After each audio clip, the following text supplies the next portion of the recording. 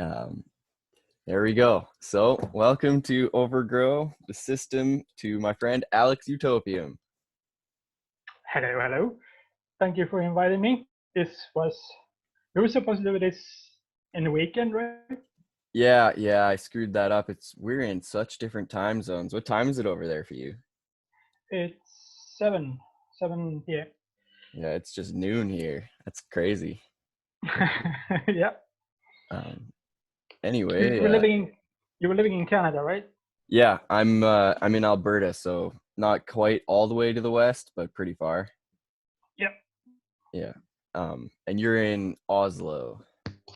Yes. Oslo, in Norway. I Is Oslo in Norway? I thought it was Sweden.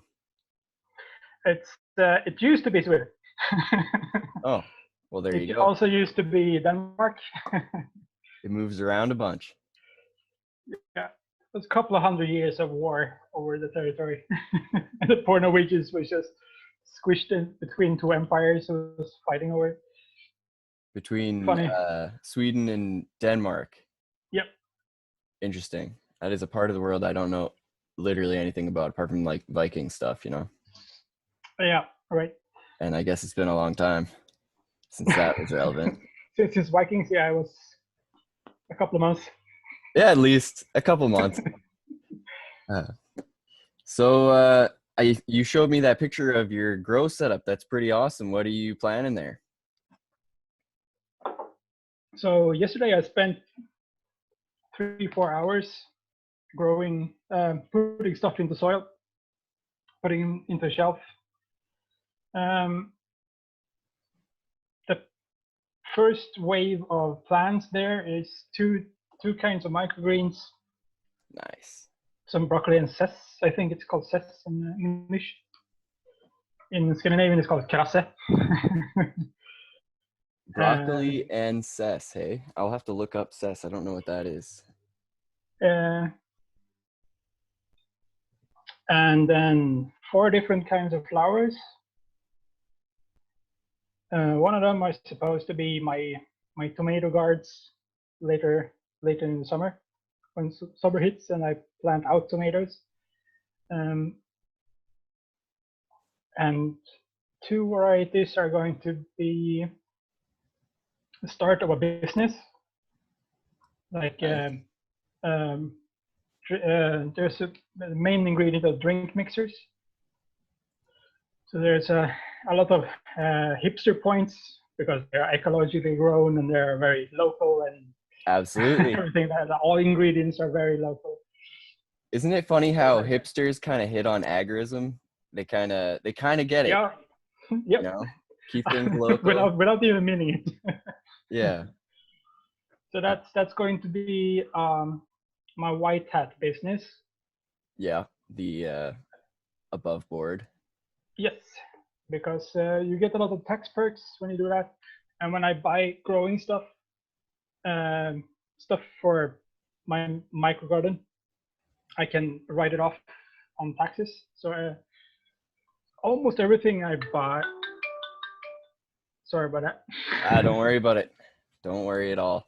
So you're everything writing I things buy off. has 25% tax, 25% VAT on it.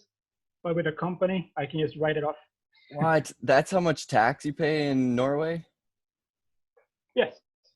25%. Not on everything. Not on everything, but most stuff. That's Alcohol rough. and tobacco is even worse, but that's just how the story goes. So besides the microgreens and the flowers, I'm going to put. I started some tobacco seeds as well. 2 different Nice. kinds of tobacco seeds. I'm waiting for more seeds from Victory Seeds. And the tobacco is going to hopefully get turned into cigars later this year, or Yeah. very much later this year. Norwegian cigars. That's quite the niche. Yeah, baby. That's awesome, man. It sounds sounds like a real good amount of business you got going on there. We will see how it goes. The cigar business is going to be my black hat of the books business. Right. Is weed legal there or is it illegal? It's super illegal. It's every part of the plant is illegal. Really? So CBD oil, for example, which is just Even hemp? yes. No, you can. I'm not sure about Norway, but in Sweden, you have to have a special permission to grow like industrial hemp, Yeah. without THC and all Yeah, that. yeah. It's got to be that specific strain. It's got to all be Yes, dialed yes, in. Yeah. and you can bet. I'm not 100% sure, but you can bet that the government is like guarding that that grow site like it's Fort Knox or something. Yeah, I bet. Because you wouldn't want people going out and smoking a little bit of pointless hemp. No. That's wild. It's a lot different here. Um, Yeah, it's congratulations on the legalization. I don't really pay much attention to that. That's just them trying to get their fingers in your pockets. Yeah, of course. Yeah, yeah. You still got to be in the black market because the white market is just an abomination here. They charge more than the black market, but the black market has to hide their production. Hmm. I don't understand how it's possible, but But making it legal to grow has some good benefits because then the black cat doesn't have to hide it as much, right? Because absolutely, it became a gray market. yeah, exactly. Because Which is preferable because the punishment isn't so harsh and all that kind of stuff. yeah, if they do come down on you, there's not really much they can do. I mean, I got well, it's hard to say I got lucky, but when I injured myself, I kind of instantly just became allowed, even before it was legal, because just there was a couple cases through our Supreme Court here where they said that medical marijuana was like a right or whatever, just in the court. All right. Yep. Yep. And so as soon as I fell off that roof and I was in the wheelchair, I was like, okay, we're planting some seeds, because they couldn't charge me. And so that's been pretty awesome. And like you were saying, it's definitely a good thing that they legalized it to grow. Sometimes if they legalize it and it's not legal to grow, I don't know what the point is, you know? Yeah. It's It's just an so weird. enforced monopoly. Yeah. Sweden is probably the most extreme in the European drug war against drugs. Um, we have the highest rate of death due to drugs because it's so harsh punishments, and you're considered, even if you just have it in your body and something went wrong with the drug and you go to hospital, you can be charged because of possession charges, basically. Seriously. Yes. Shit. So that's why the death toll is so high, because if you take some bad shit, you can go to the hospital. You can, but you will get arrested afterwards. So a lot of people just hope to ride it out and then Die. Yeah. Man, that's weird. That's not what you expect from Sweden. It's a long sordid history. There's a guy on Twitter called Carlito. I can give you his at later because I don't remember the specific at. Yeah, no problem. He's digging through all the Swedish newspaper archives every day and post it on Twitter. And I want to share them every single day. I want to share them because there's some comedy gold in there. Is it in Swedish though? Yeah, exactly. So it's very hard, and it's a screenshot of old newspaper, so you can't like use translate tweet on it. And right, you'd have to type it all out. Yeah, and I'm not confident in my English to get the specific translation. You seem pretty good at English. I mean, there is some specific Swedish phrases that only sounds good in that. For Swede, you understand the context behind it, and then it's easier to understand it if you're a Swede. Yeah, like lingo. yeah, Greta Thunberg got got blasted for a very Swedish expression that sounds terrible in English. What is it? Put them, What is it put them translated to? put them, we should put the politicians up against the wall. In Up against the wall. yeah, in English that will be like you're preparing someone for a fire squad.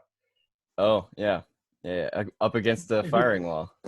yeah, Yeah. in Swedish, if you put someone up against the wall, you're pressuring them for answers, basically, or force them. It's trying to force them to commit to something. Right. Yeah. Pressing them into something. Yeah, exactly. Yeah. So Yeah. and Sweden has a lot of these kind of phrases that sounds very weird in English. I don't know if that So it's very necessarily hard. sounds that weird. I mean, we got some phrases like that. We got boots to the fire, back to the wall. That's pretty similar. Mm, Uh, got your yeah. balls in a vice. Fantastic. I'm not sure if that one's pretty common lingo, but I've heard it a couple times. Uh, so your microgreens are growing in those flats under your grow lights. Um, just Yep. what all do you have entailed there? Are you using distilled water and all that? No, we have very pure tap water here, so I don't have to distill. I don't have to make extra efforts. Oh, that's lucky. You don't have like Yeah, all the chlorination and all that in it. yes, unfortunately, yeah, with it. So I have checked for pH, and it's really good. We can't really even use our tap water here for plants. It'll just nukes them. Really, I Yeah. thought Canada was good on at the water part at least. I mean, some places. I lived in a little town in the middle of BC where the water they didn't chlorinate it. It just came right off the mountain. And it was free. But here in the Mm-hmm. middle of oil field Alberta, you pay and the Yeah, water is pretty crappy. It's really hard. It's exactly. got lots of minerals in it and they chlorinate the shit out of it. Uh yeah, like your skin itches after you have a shower, you know? It's like the pool. Wow, wow. Yeah. So I gotta kind of make crazy efforts to keep my plants from having that in their roots because it just bombs them out. So I what I do all winter is I collect snow. I just fill a bucket and bring it inside and it melts. Um, and then, that's pretty decent pH. Got no, well, I mean, obviously other than the soot and shit it picks up out of the air, but it's got no chlorine. So that's a win. We have lots of mountain water here as well, and good community filtration systems and stuff like that. So it's um, I live in a very privileged position in that kind of sense because the water is like crystal. Yeah, I work as a brewer, and the only thing we have to do with the water, unless we want to do something very specific, is just heat the water, and then it's ready to ready to go. That's crazy. Yep. I've never been a brewer, but my uncle is a brewer. He runs a brewery here, and I bet you if I asked him what he had to do the water, it would be like I'm sure he doesn't even use tap water. I bet you he has to go out and get reverse osmosis, you know? Yep. Right. Wow.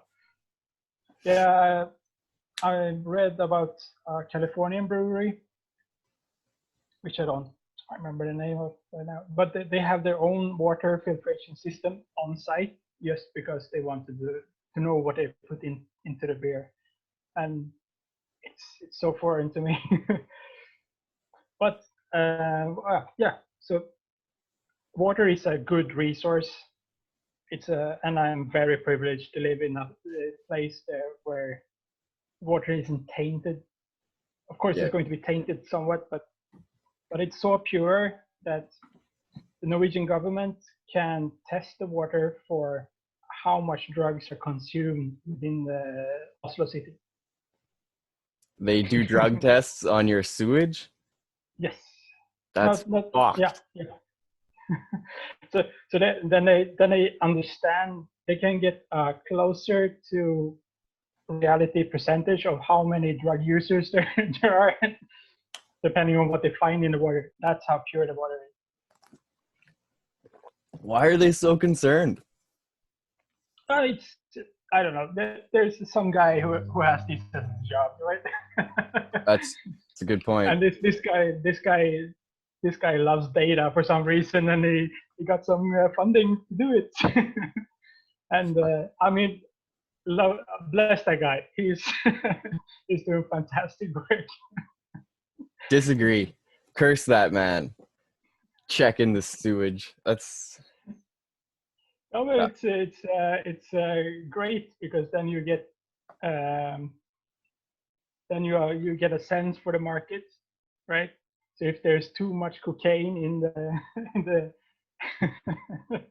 in the water supply, then you know that it's a bad business to go into, because there's a lot of competition right now. So then maybe we should do something else. that's crazy. Around here in the oil fields, cocaine's a huge problem because the drug tests, they catch you if you smoke weed. You know, Oh, like, really? oh yeah, well, I mean, that's just the way it works. If you smoke weed, you're gonna fail a drug test for like a month. But if you do Mm. cocaine, you're clean in like a day. So up here in the oil Uh, field where everybody has to pee test for work, they just do a lot of coke.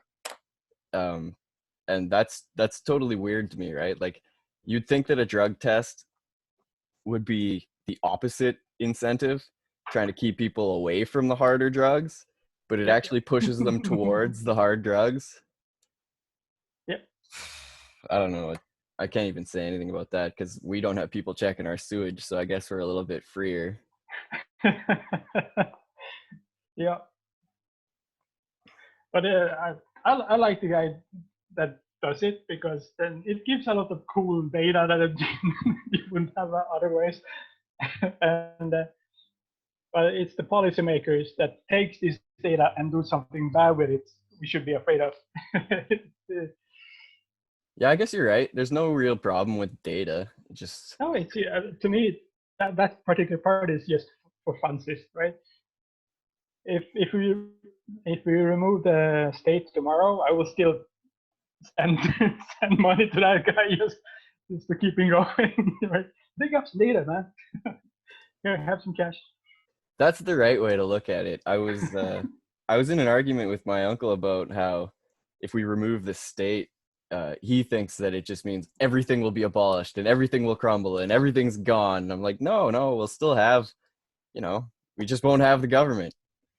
Yep. But that's a whole And different then argument. people could fund what they want more of, right? That's the Yeah, whole point. the Instead of market. a central committee coming together and drinking some carbonated water and coffee and discussing like very serious stuff. Carbonated water. I don't understand carbonated water. Why do people like that? I'm semi addicted to it, because I like the bubbles, right? I mean, regular tap water is drinkable here. I can just go to the kitchen, which is right over there, and grab myself a glass of water and just drink it. But it's so boring, it's so bland. There's something about the bubbles, man.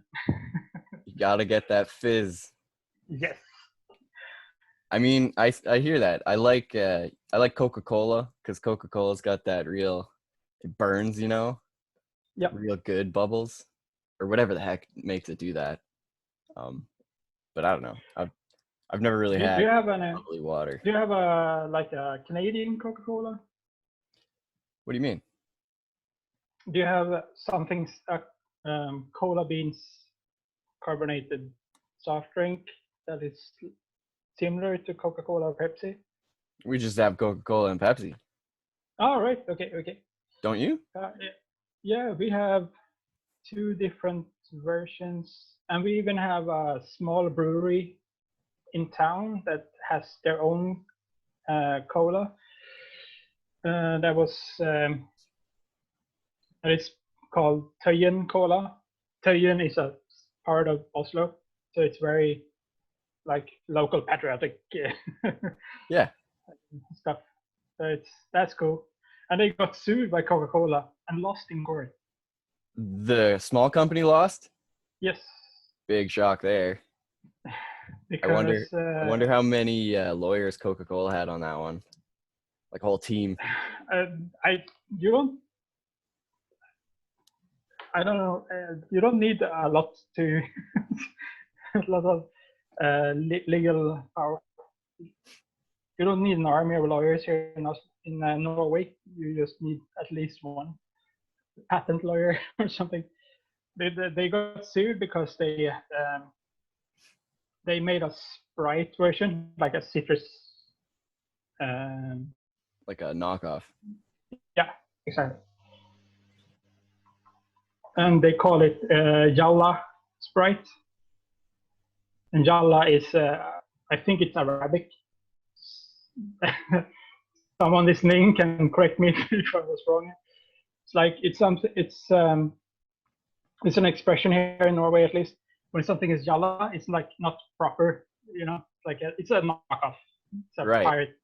Yeah. So they called it imitation Sprite and they got sued for it. Yeah, exactly. Yeah, exactly. And then just because they used Sprite in the name, Coca-Cola had lawyered up, sent the case to court, and they lost. It was like $50,000 they lost. And for a small brewery, that's a lot. You know. Yeah. That's like one staff member for a year. Gosh. I mean, you'd think they would have been smart enough not to take that name. For them, it was just a fun thing, right? They didn't expect to get the eye of the devil. Yeah. Coca-Cola companies just move in on the small companies like that. It's just insane, right? I think we do make our own Coca-Cola because there's a Coca-Cola bottling plant in the town I live in, Red Deer. So I don't know, maybe most of the places Coca-Cola gives the license to some local brewery. So here in Norway, we have two big beer producers. We have Hansa and we have Ringnes. And one of them has Pepsi. I don't remember which one has which. Ringnes has Pepsi and Hansa has Coca-Cola. So they make Coca-Cola and Pepsi and do it on a license. So for every bottle produced and sold, they send some kind of fee to the parent company. 10-4. I'm sure that's how it's done here. Yeah. So it's very common. And Carlsberg Group is doing the same with Carlsberg and like their portfolio of beers. I don't think I've ever had a Swedish beer. I'm not very, I'm a terrible hipster. I don't really I don't get out much. Oh yeah, absolutely. I mean, I'm not even really much of a beer person. I've probably smoked more weed than drank beer, by weight. Wow. But that's just to say I don't really drink much, But I've been drinking more and more because I stopped smoking. I've been clean for 60 days now, trying to pass drug tests to work in the oil field. Fucking nightmare situation. And it's funny because then when you get a job and you pee clean, you're out there in the field and everybody's smoking weed in the machine because they're all old timers and they don't get tested, but the new guy gets tested, right? Yeah, of course. It's they are established and exactly, yeah. And then when it comes time to fire somebody, it's not them. It's crazy world. So what do you do in the oil field? Well, it's kind of a long story. I was a carpenter and a bricklayer, but then I fell Yep. off a roof and I broke my legs. And so Ouch. yeah, that was crappy. But then the workers union, like the board of the workers, they retrained me to operate machinery because they didn't think I could be a carpenter anymore. Uh, Mm-hmm. and so then they trained me to like excavators, those ones with the big arm and the bucket, Yep. um, Yep. Yep. and also loaders, rock trucks, graders. Like I learned to drive basically every machine. Um, but it was bad timing because all these protests, they can't build a pipeline anywhere. It's the worst possible time to be trying to get a job in that industry. Yeah. I can imagine. Yeah. Um, so yeah, that's kind of what I do, but I currently don't do it. So I sit around and make podcasts. That's you're doing something productive at least. Are you growing something at your place? I'm currently not growing anything illegal, but I do have a bunch of like I cloned a bunch of house plants for my mom here. She's got a bunch of ivy plants and what else was that? There's some broadleaf sort of thing. I don't even know the name of it, but yeah, I got like 10 or 12 clones. Uh Shoot, I wonder if I could go get them, but they're kind of all set up under the lights and with the heat mat. Um Yep. it, Yep. it is kind of a good opportunity to show pictures of that setup because I never did have pictures of it before. It's kind of like your Please, setup. please put them up on Twitter and tag me in it, and I'll take a look. It's I love that's like Alex porn right there. Yeah, I love gardening. It's well, horticulture, Mm-hmm. it's definitely my favorite thing to do. um I'm trying to get the microgreens going like you're going. Like that's what you got to do, but you need a good place to Man, sell it. yeah, or you could consume it yourself. Exactly, yeah, if you have I a need for it yourself. I was I was making a spreadsheet while I was planting yesterday. That's why it took so long because I was just ready to go and I was unpacking trays and seeds and soil and all that kind of stuff. And then I figured why not add some statistics to this and just see where we see where we go. And according to my spreadsheet, one tray of the broccoli cost me like $2, not including the tray, the whole capital investment that goes in. Just for the soil and the seeds, it cost me about $2. What kind of soil are you using? Do you make your own mix or do you just use out of the bag? Not, not yet. We just moved to a house. Before we was living in a very small apartment. Yeah, I remember you were showing me your balcony garden. Yeah, yeah, exactly. Yeah. So there was a limited amount of stuff I could do. Now I can have a worm compost and all that stuff. I haven't Nice. started the worm compost yet because um, I need the first wave of microgreens to get done first. So I have like raw materials to put into the to start a worm compost. Yeah, the waste products. Yeah, exactly.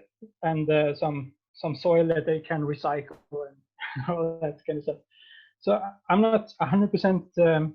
I still need a lot of inputs from outside, but I'm as I go. The plan is to shorten it down.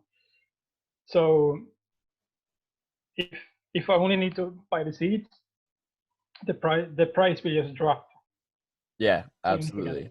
Your inputs. Yeah. So a tray of broccoli microgreens would cost me about $2, and if I would sell it in the market, it would be about $20 Decent. roughly. And that tray just took me 1 minute to just put some soil in, seed it, done, right? It makes a lot of sense. That's why I want to get into it. When I was in the wheelchair, I spent a lot of time looking at ways like this, like just doing a small amount and it'll work in the background while you're doing other things, and then nine Yeah, days of course. later, Yep. you make some money. Yep. Have you heard of a guy called Curtis Stone? Yes, I love Curtis Stone. I subscribe to him on YouTube. I used to be a member of the. From the Field? Yes, I Yeah, think. Yeah. me too. Me too. I was a member there too. I haven't renewed it for this year, and I intend to, but I just haven't gotten around to it yet. I haven't been able to just sit down and watch, just consume material like that for at least 3 months. I need You're to do busy. I need to do stuff right. Yeah. Well, you got a kid on the way. Congratulations, by the way. Thank you. Yeah, it's Congratulations. man, Cheers. the girlfriend is just growing bigger and bigger and bigger. That's that's freaking awesome, man. Good for you. Getting a family going. How old are you, by the way? I'm 37. 37. So you're about I mean pretty much 10 years. I'm 29. You're 29. Yep. Yeah, so you're 8 years older than me. So I guess you would be a millennial by their definition. Yeah, I um the proper term is Gen X, right? Uh whoever made that up, I'm not sure if they got a clue what they're talking about. Yeah, I don't know. I'm just following the general The rules. rules, Yeah, yeah. I have such language a rules. I have a problem with their definition though, because in 100 years, when they look back and they call a certain like group of people millennials, I don't think it's gonna be those people. I think it'll be No, like no, the no, kids, for sure. the kids that grew up with Facebook their whole life from birth. Yeah, Do you know what I mean? yep, Like to me, that's a millennial. Um, but the yep. definition is people older than even you, right? I mean, this is the second millennium after Jesus. There's been many millenniums, but Yeah, exactly. so it's a weird way to categorize people. It's very short-sighted, right? Very extremely short-sighted. Yeah, The proper millennials should be like the year 1000, I like the first agree. millennia, right? I agree. I think if you're born after the year 2000, then you count, Mm, you yeah, know? Because but then you did grow up with social media and a cell phone in your pocket, and yeah, like yeah, you're yeah, of after course, yeah. that technological The, burst. I read that the reason why millennials are called millennials are because they're growing up with it. The first generation is going to grow up with uh, internet and computer technology and stuff like that. Yeah, I read that But I too. don't know. They were adults when it happened, so they watched it Hmm. happen. Yeah, I said yeah. Yeah.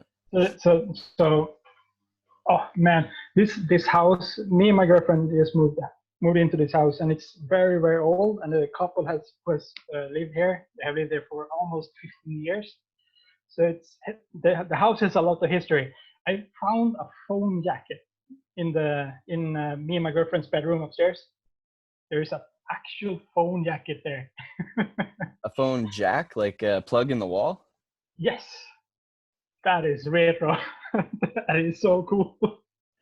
I haven't seen one of those in, I don't know, since I was 16, maybe 17. Way back in the day with a Yeah. landline. Yes. Yeah, That is always cool. I don't even know what you would use that for nowadays, because you don't plug in your internet to that. It's a whole different. Yeah, no, it's a whole different wiring. That's pretty Uh, much defunct, isn't it? no, it still exists. Still, there are still people using it. There is a barbershop. You know, um, right now we have 8 numbers in our digits, in our like telephone numbers. But there is a barbershop that still has a landline, and they only have 6 digits in their phone number. That's how all that phone number is. That's crazy. We have 10 digits in our phone number. I'm pretty sure. Yeah, you're more people. You need more numbers. There's no way we got more people than you. I'm pretty sure Canada has less population than like, well, hold on. I actually don't know anything about that. How many people are in Norway? I think 5 million. I'm not. I haven't looked on the number for quite some time.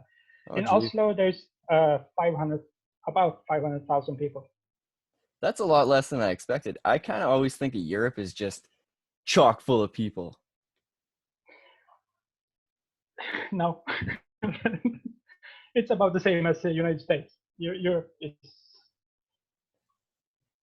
population-wise is about the same as the United States. Canada is pretty freaking empty. We have, Yeah, we have, US is pretty freaking empty too, and Europe too. well, US I consider pretty crowded. I wouldn't want to live in the States because it's just full of people. In the urban areas, it's very crowded, but you have the whole like Midwest that is practically empty. Large chunks of land in Texas that is populated with some cows. Right? That's my kind of place. Yep. My dog is losing her mind. Hold on a second. I think I gotta go figure out. Well, fuck it. I don't care if the dog barks. There's no problem. What are you barking at, Winnie? She's crazy. She's crazy. She's still barking. She's over there, laying in her bed, just growling, mad at something. All right. So besides my growing projects and all that kind of stuff, I'm still planning to do some guerrilla gardening this Nice. this summer, and I'm working on a booklet that's Little going like to be, pamphlets. yeah, exactly. That's going to be called the Foldable Farm, like different infrastructure material that you can just plop out anywhere and make a farm. Nice. So you're really, really into the agorism. I love that. Yep. There's a thing here in Canada called well, it's called Overgrow Canada. It's kind of where I stole the name for this from, and it's this guy who sends out it's the CBD strain of weed that will Mhm. grow wild in Canada, and Oh, right. Yeah. so he'll send you 100 seeds, and all you got to do is you grow them up till they're a survivable size, and then you go guerrilla plant them in the wild, and the idea is to make it a native species. Oh, that's so cool. It's guerrilla gardening, and it's well, cannabis. Weed. Yeah, I really like that because I mean there are natural wild weed plants here, but they're all ruderalis. Do you know what that is? No.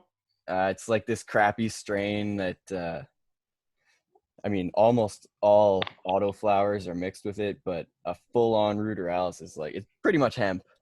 It it'll grow flower, but it's not the same. You know, I ordered some seeds from your part of the world over by Amsterdam, and Yep. There's some cool weeds up there, and it's since they have so much time to cultivate it, it's more specific to colder climates and all that because. oh yeah, they're very professional. They got their genetics dialed in. Yeah. Yeah, Lots of data. yeah. Um, so A you're lot of growing Swedish wild hemp farmers are in Sweden? using Dutch Swiss. It's yeah. Oh yeah. It's not super big. It's a very niche genre of black market. They are mostly like this hippie style guys. They just like to smoke some weed, and if they can make some money on the side, so they have, so they can afford seeds for next year. It's all pitchy, right? exactly. But there's they have a community because a lot of young people's um,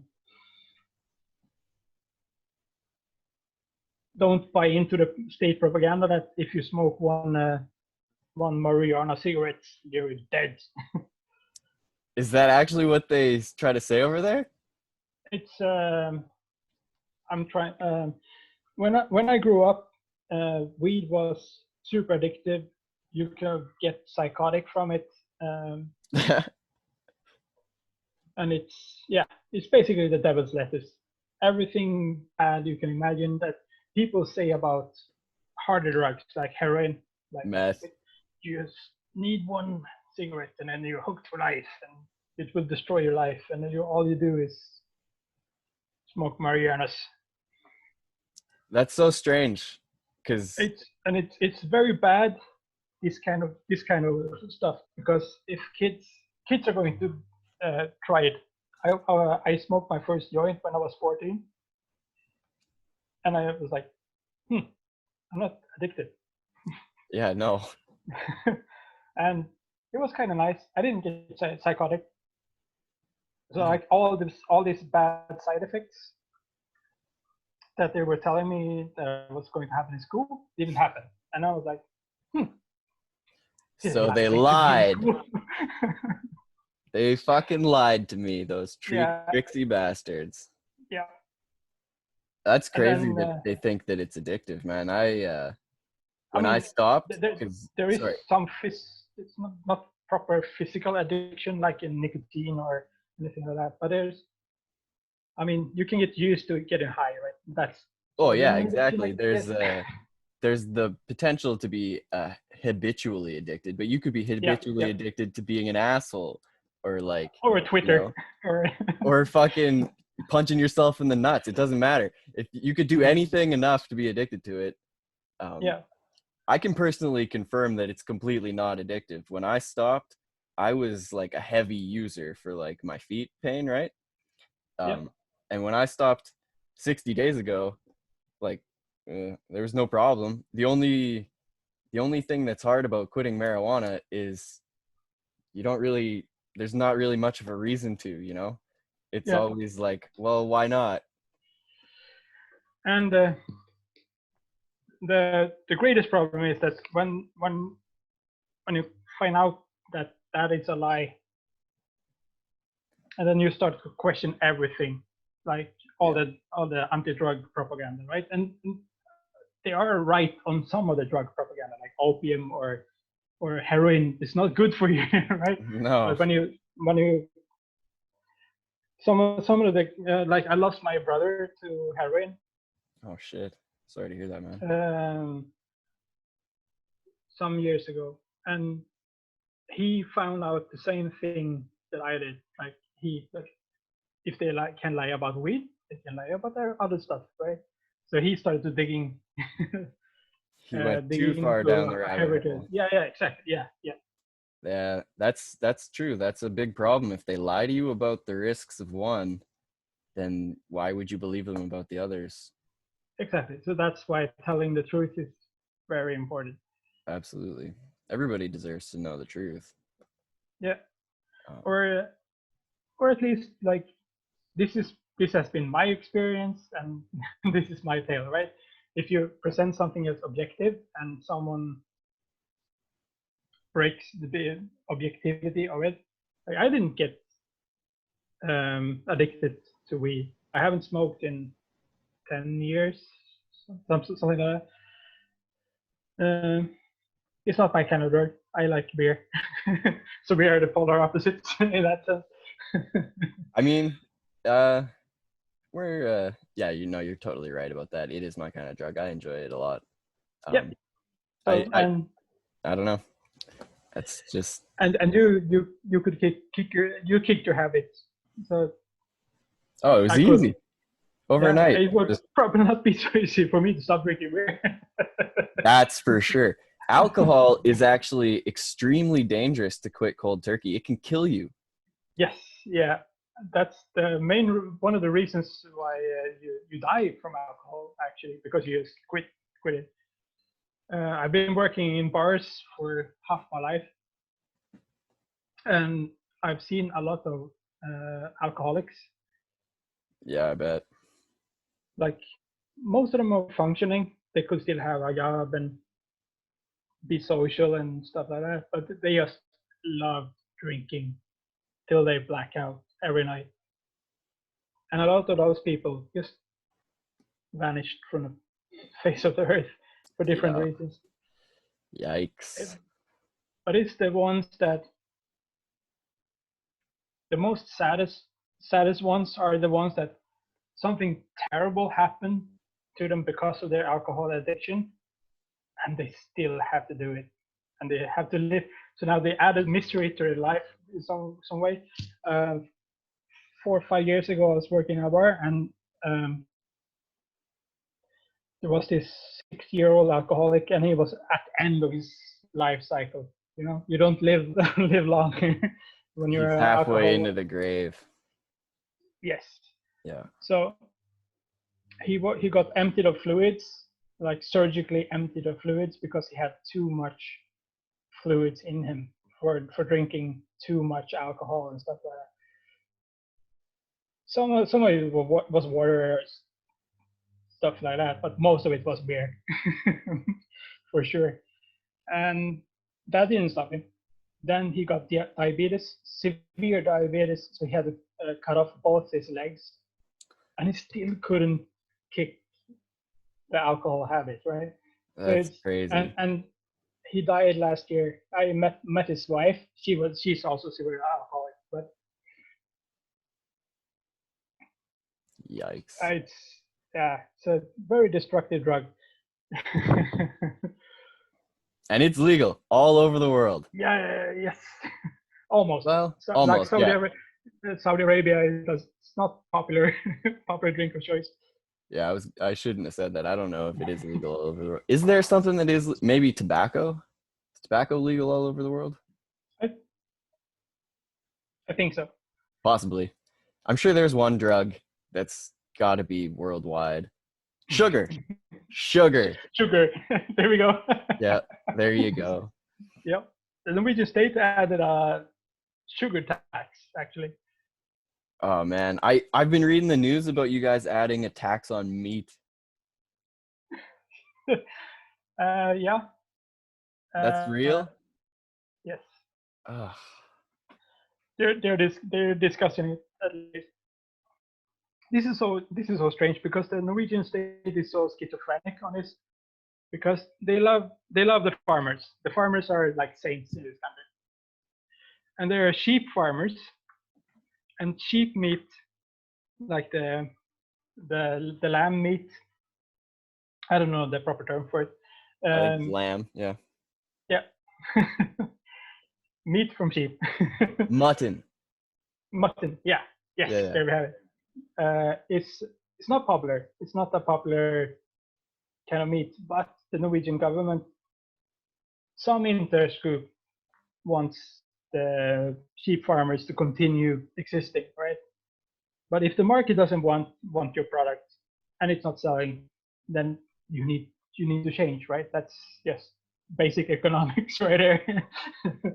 So what the Norwegian state is doing is that they're buying up all the sheep meat that's not getting sold, and they freeze it in a bunker somewhere in Norway. What? And there's tons and tons and tons of sheep meat, and ever so often they have to change out the stock because some of the meat, even if it's frozen, it's going to be rotten. Yeah, it It's just gets old. not lasting forever. Everything is has an entropy effect, right?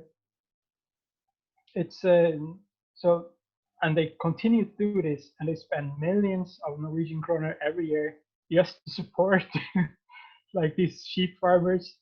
That it's oh. and and at the same time they want to tax meat because it's bad for the environment or something. I'm Well, not quite sure how that works. that's what they claim, but they don't see any problem with, millions of acres of parking lots or sugarcane farms or No, chocolate farms or grape take orchards your for pick. wine. you know. But meat, no, we don't need meat. Yeah, It's bad for the environment. yeah, and it's so strange to me that it's always like these broad strokes, right? It's never like they never dive into the details and stuff like that. There is a famous YouTuber that's called Richard Perkins, Yep. which is a Richard Brit Person. who's living in Sweden. Uh, which I don't remember what his farm is called, but it's like a permaculture farm, and he's raising chickens, pigs, and cows. And if you raise chicken, pigs, and cows like he do it in a permaculture closed loop environment kind of style, then the impact on climate is minimal, right? Oh, it's positive. It's actually kind of Possibly, yeah. difficult. I don't know. Oh Yeah. no, it's confirmed. Like it's pretty much difficult to raise animals in a way that doesn't positively impact the environment. You have to be Hmm. talking about like, concentrated feedlot where they're in a warehouse all, you know, Yeah. ass to nose, and that you force feed them and then kill them. But that's not how most people get their food. Most people get their food off of a farm where the animal's out in a pasture and it spreads its manure and its urine, which helps the grass grow, and Yeah. the And soil grass is is more good, right? alive. Oh dude, Yeah. it's absolutely essential that we keep these animals around. If we turn the world into the moon, Hmm. well, what will make the soil? Hmm. It's I don't Yeah, we understand need. that.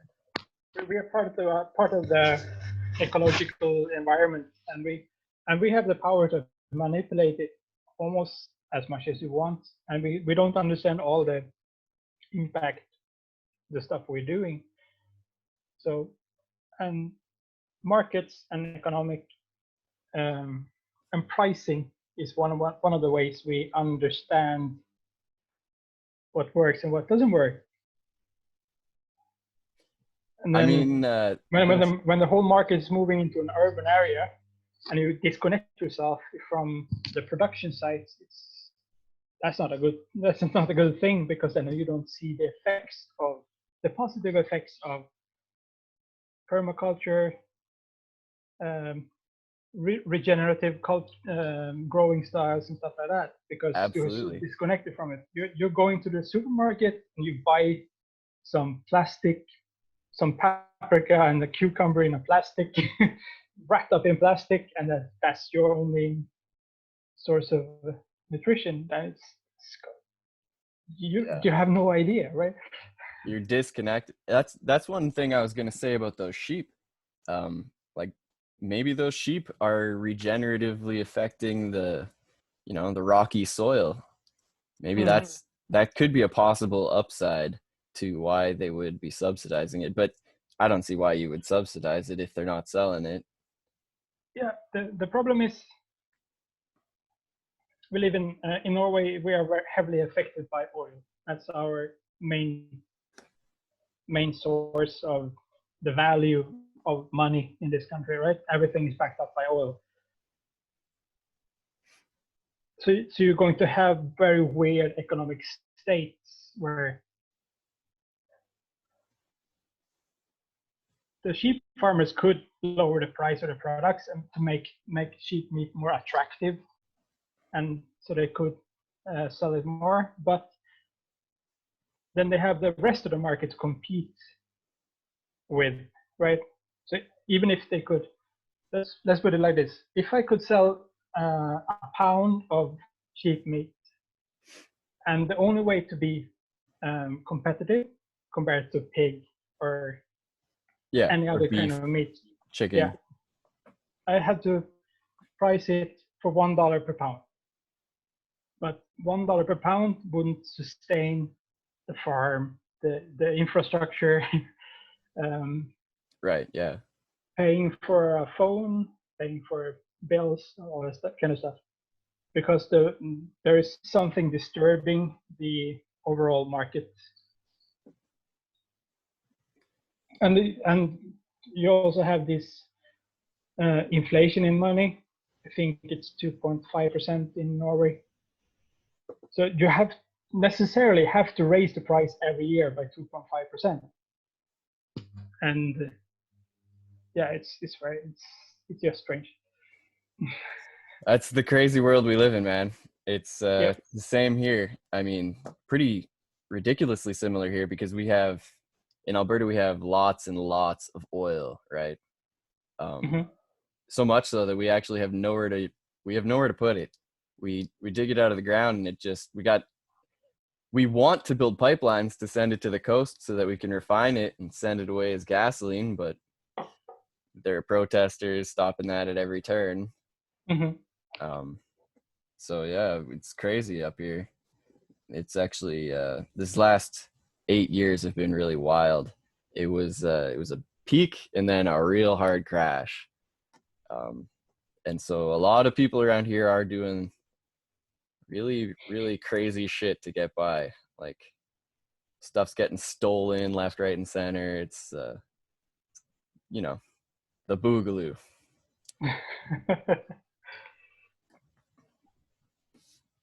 That's crazy to hear that in Norway it's the same because of the oil. Um, are you I part think of the? it's everywhere. I think it's everywhere. Where they are uh, getting oil out of the ground. Like look at Venezuela, Yeah, and the central government of Venezuela did a very very bad job with at least the Norwegian government spreads the money around, right, in different sectors, and we have the world's one of the world's largest hedge funds is owned by the Norwegian state. That's where they put all the oil money. I've heard of that. I've heard of that. Um, Norway is at least better than Venezuela on that part because Venezuela used as far as I understand it, just used oil money for consumption. So you can't produce anything in Venezuela and make a profit because the Venezuela state will just import stuff from abroad and just outcompete you. And you can't compete with something as lucrative as oil industry. right. Yeah. How are you going to price your stuff to be you have to compete with oil prices, and oil prices the economic engine of that is just so massive. For now, You have to grow like cocaine or something to compete with that. and they do. Yeah. Um, well, I mean, that's where you get the whole. If you grow your own food, it's like printing your own money. You know. Yeah, exactly. Yeah, so that's where I found a good pocket in the economy to insert myself in a good and economical environment. It's very very sweet to be a producer and not a consumer. And everything you can produce in excess, and it's excess into your own wallet, right?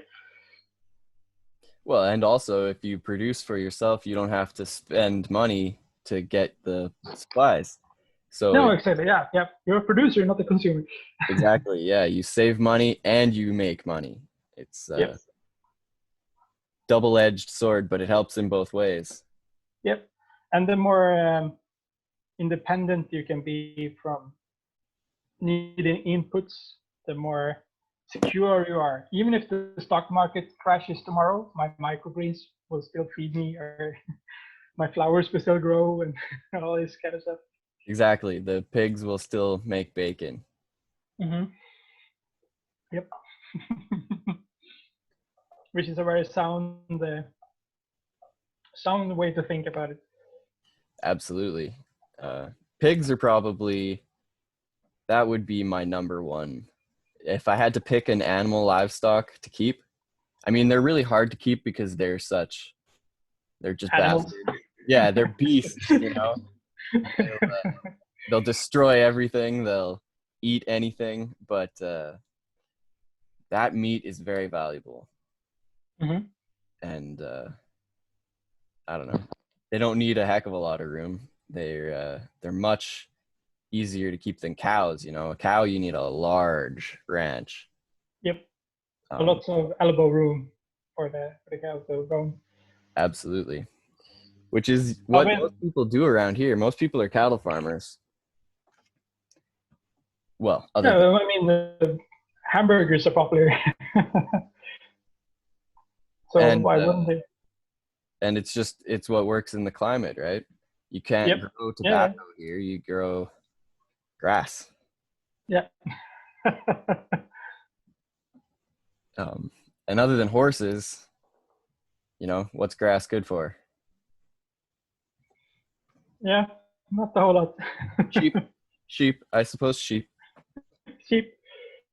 Also, I've been looking at some alternatives as I develop my own infrastructure here.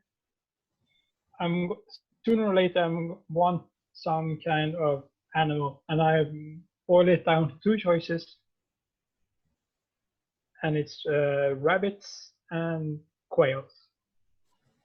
That's a really good selection there.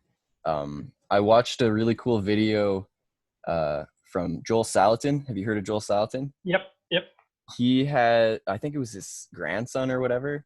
They're in one small garage. He's got $5,000 worth of protein coming out of it I think it was every year, or maybe every month. Um, it was Every month amazing. sounds a little bit much, but yeah, but Yeah, I yeah, agree. Every month might be it's high. a Um, yeah, it's a good extra income, and you're secure, food secure, right? That's it was just really cool the way he layered it. He had the rabbit cages on top and the chickens roamed underneath. So when he fed the yeah, rabbits, the rabbit poop fell down and then the chickens ate the rabbit poop because chickens will eat anything. mm. And it was amazing. It might be 5,000 a month because he'd get eggs out of that. He'd get chicken meat. He'd get rabbit meat. I mean, people like that, they're making money off. I don't remember his name, but he started a company called Food Peddlers. When he was a student, he made $700 per month just growing microgreens in his living room. Yeah, So that's the you dream. can be extremely productive if you want to, and marketing is very important. You need to know a lot of people, stuff like that. So that's why I'm growing flowers for cocktail syrups, Nice because I know the bar business. garnish. I know what I need. If I was Josh Satin, he was growing microgreens for restaurants. If I'm not mistaken, because he know the restaurant business and all that. So if first step is to grow for yourself. If that's not possible, I mean, I can't have a cow on my front porch. No. So I need alternatives, right? So quail, rabbit is And possibly in aquaponics. general. You could, Yeah, yep. That, um, that's coming down the line. I need to find out. There's so much stuff to research for me, at least, for aquaponics, because I want to be self-sufficient in fish feed and all that kind of stuff. that's the tricky part. But, Yeah. but because fish feed is so expensive, yeah, it's crazy. I never used my aquaponics to grow food fish. I just grew koi because they're pretty. And Yeah, and that works, right? I actually Yeah. didn't think it would work as well as it did. Those things sold in a day for like, I think I sold them each for $70 and I bought them each for 10. It was wild. I did not expect it to go that well. They were just kind of like a side thought, but in hindsight, I probably should have prioritized them. Yep. You find a good pocket. Sorry, I couldn't hear that. You found a good pocket. Right, yeah, like a good niche. Hmm. But that wasn't for microgreens. Are you gonna do aquaponics to put with the microgreens? No, I'm taken a stab at salad heads again. I have failed 3 times to grow salad heads. And I used hydroponics and soil. So I don't know what it is with salads and me. I can't grow a salad head to save my life. That's quite the skill growing vegetable for production. Those people that do that put a lot of work in. Curtis Stone, man, when I watch him do that, it's just like he makes it look so easy, Mm-hmm. and it's not. You just put it in the dirt and it grows. And no, no, Curtis. Not around here. So you're trying to grow salad heads with your aquaponics. That sounds pretty doable. I wonder what your problem would have been. Did you have heat control? No. Maybe that was it. Is it cold Yeah. around there in your house? In the apartment, it was room temperature, which means about 21 degrees Celsius. I don't know what it is in Fahrenheit. But it's Neither do like, I. We're both Celsius people. yeah. But you, when I say Celsius, 21 degrees Celsius to you, you can translate it I properly. don't have to. I work in Celsius. Yeah, I heard.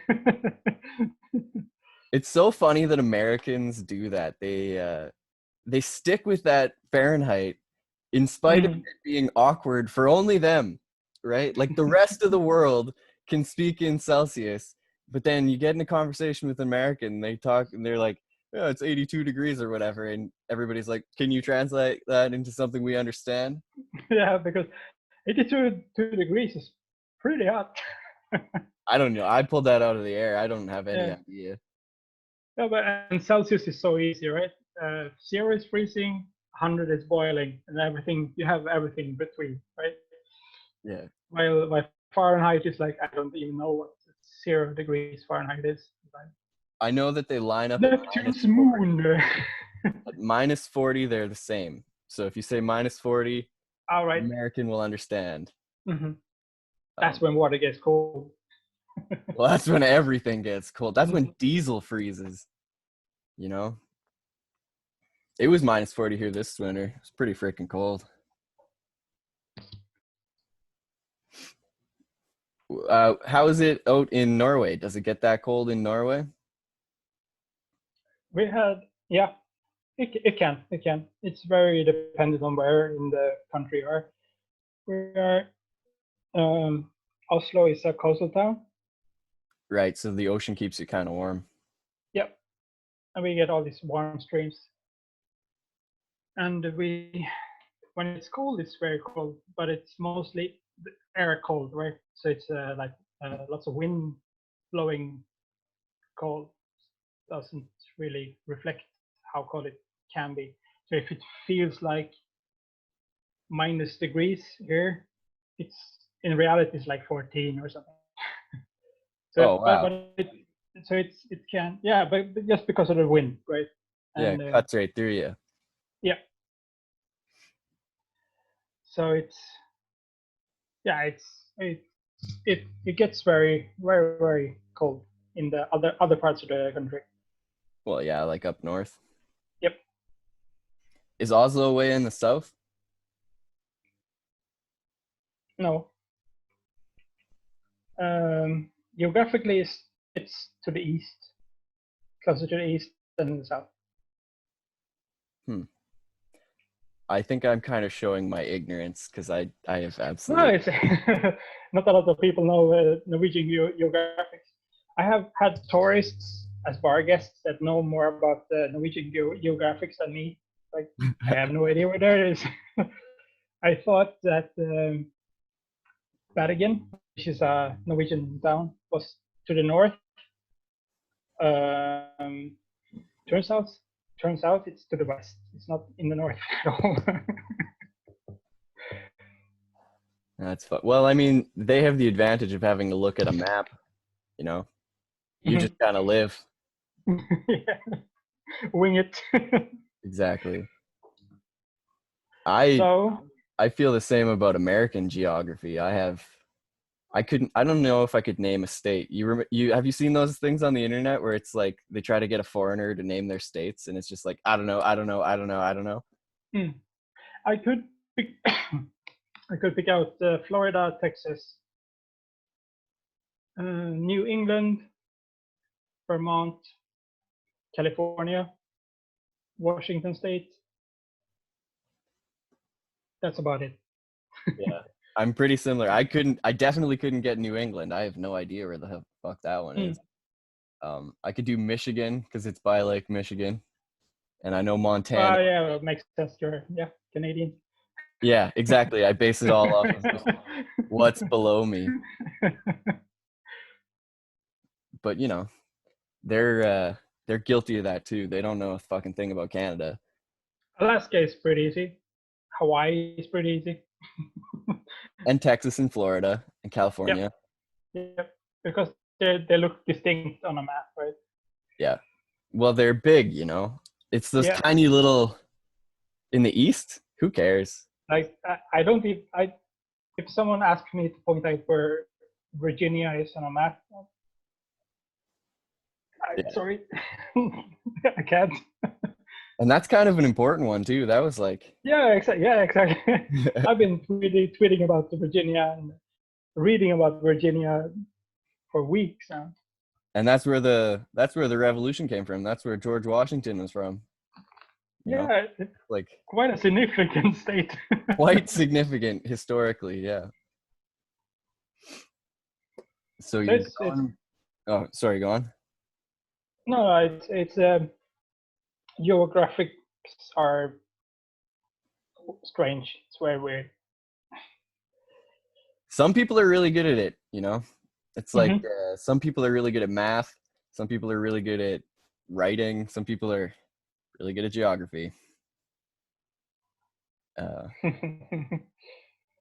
I guess I like gardening the most. I don't know what you would call that.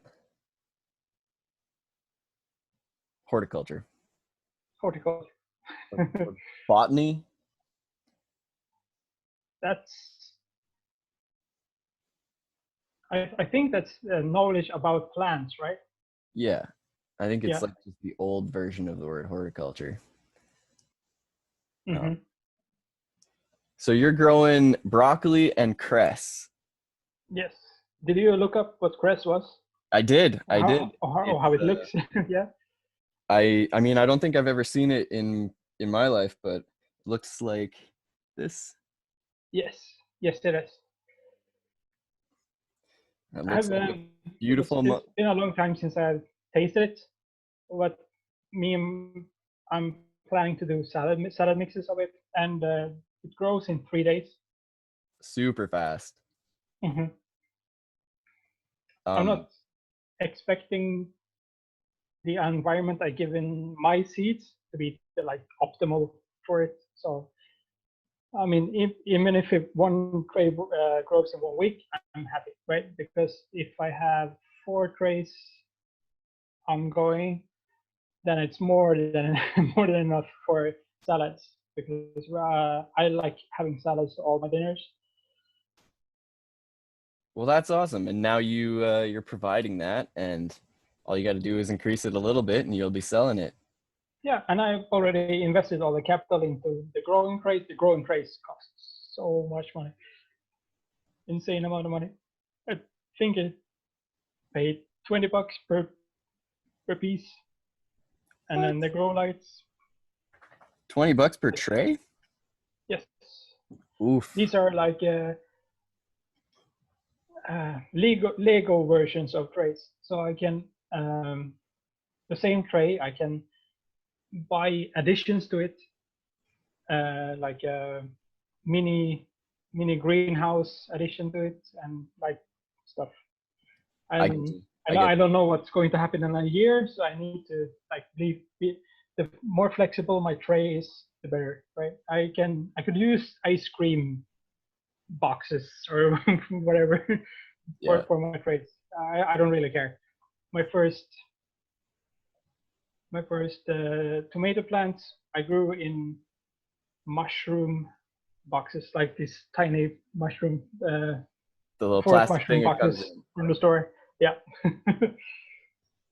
It works, man. That kind of goes to we have a saying right here. It's buy once, cry once. Um, Hmm. you pay more for the tool and it'll last you a lot longer. Yeah, I'm expecting for these to be lifers. I'm going to keep them forever, and they are very sturdy, um, very flexible. I can make additions to my growing system if I want to do. So I could buy like I can turn them into mini greenhouses. I can stack them very easily. I can. They take a lot of heat. They take a lot of cold. That's yeah. Hold on. I that's why I invested so much money in it. I'm gonna see if I can turn this camera around and show you my The little flowers. my little trays. All right, is this working yet? So here we Oh, go. look at these. Oh my god, So that looks yeah, fantastic. we got our humidity cover. Well, Hmm. this is weird. When I move it right, it goes left. Why is it backwards?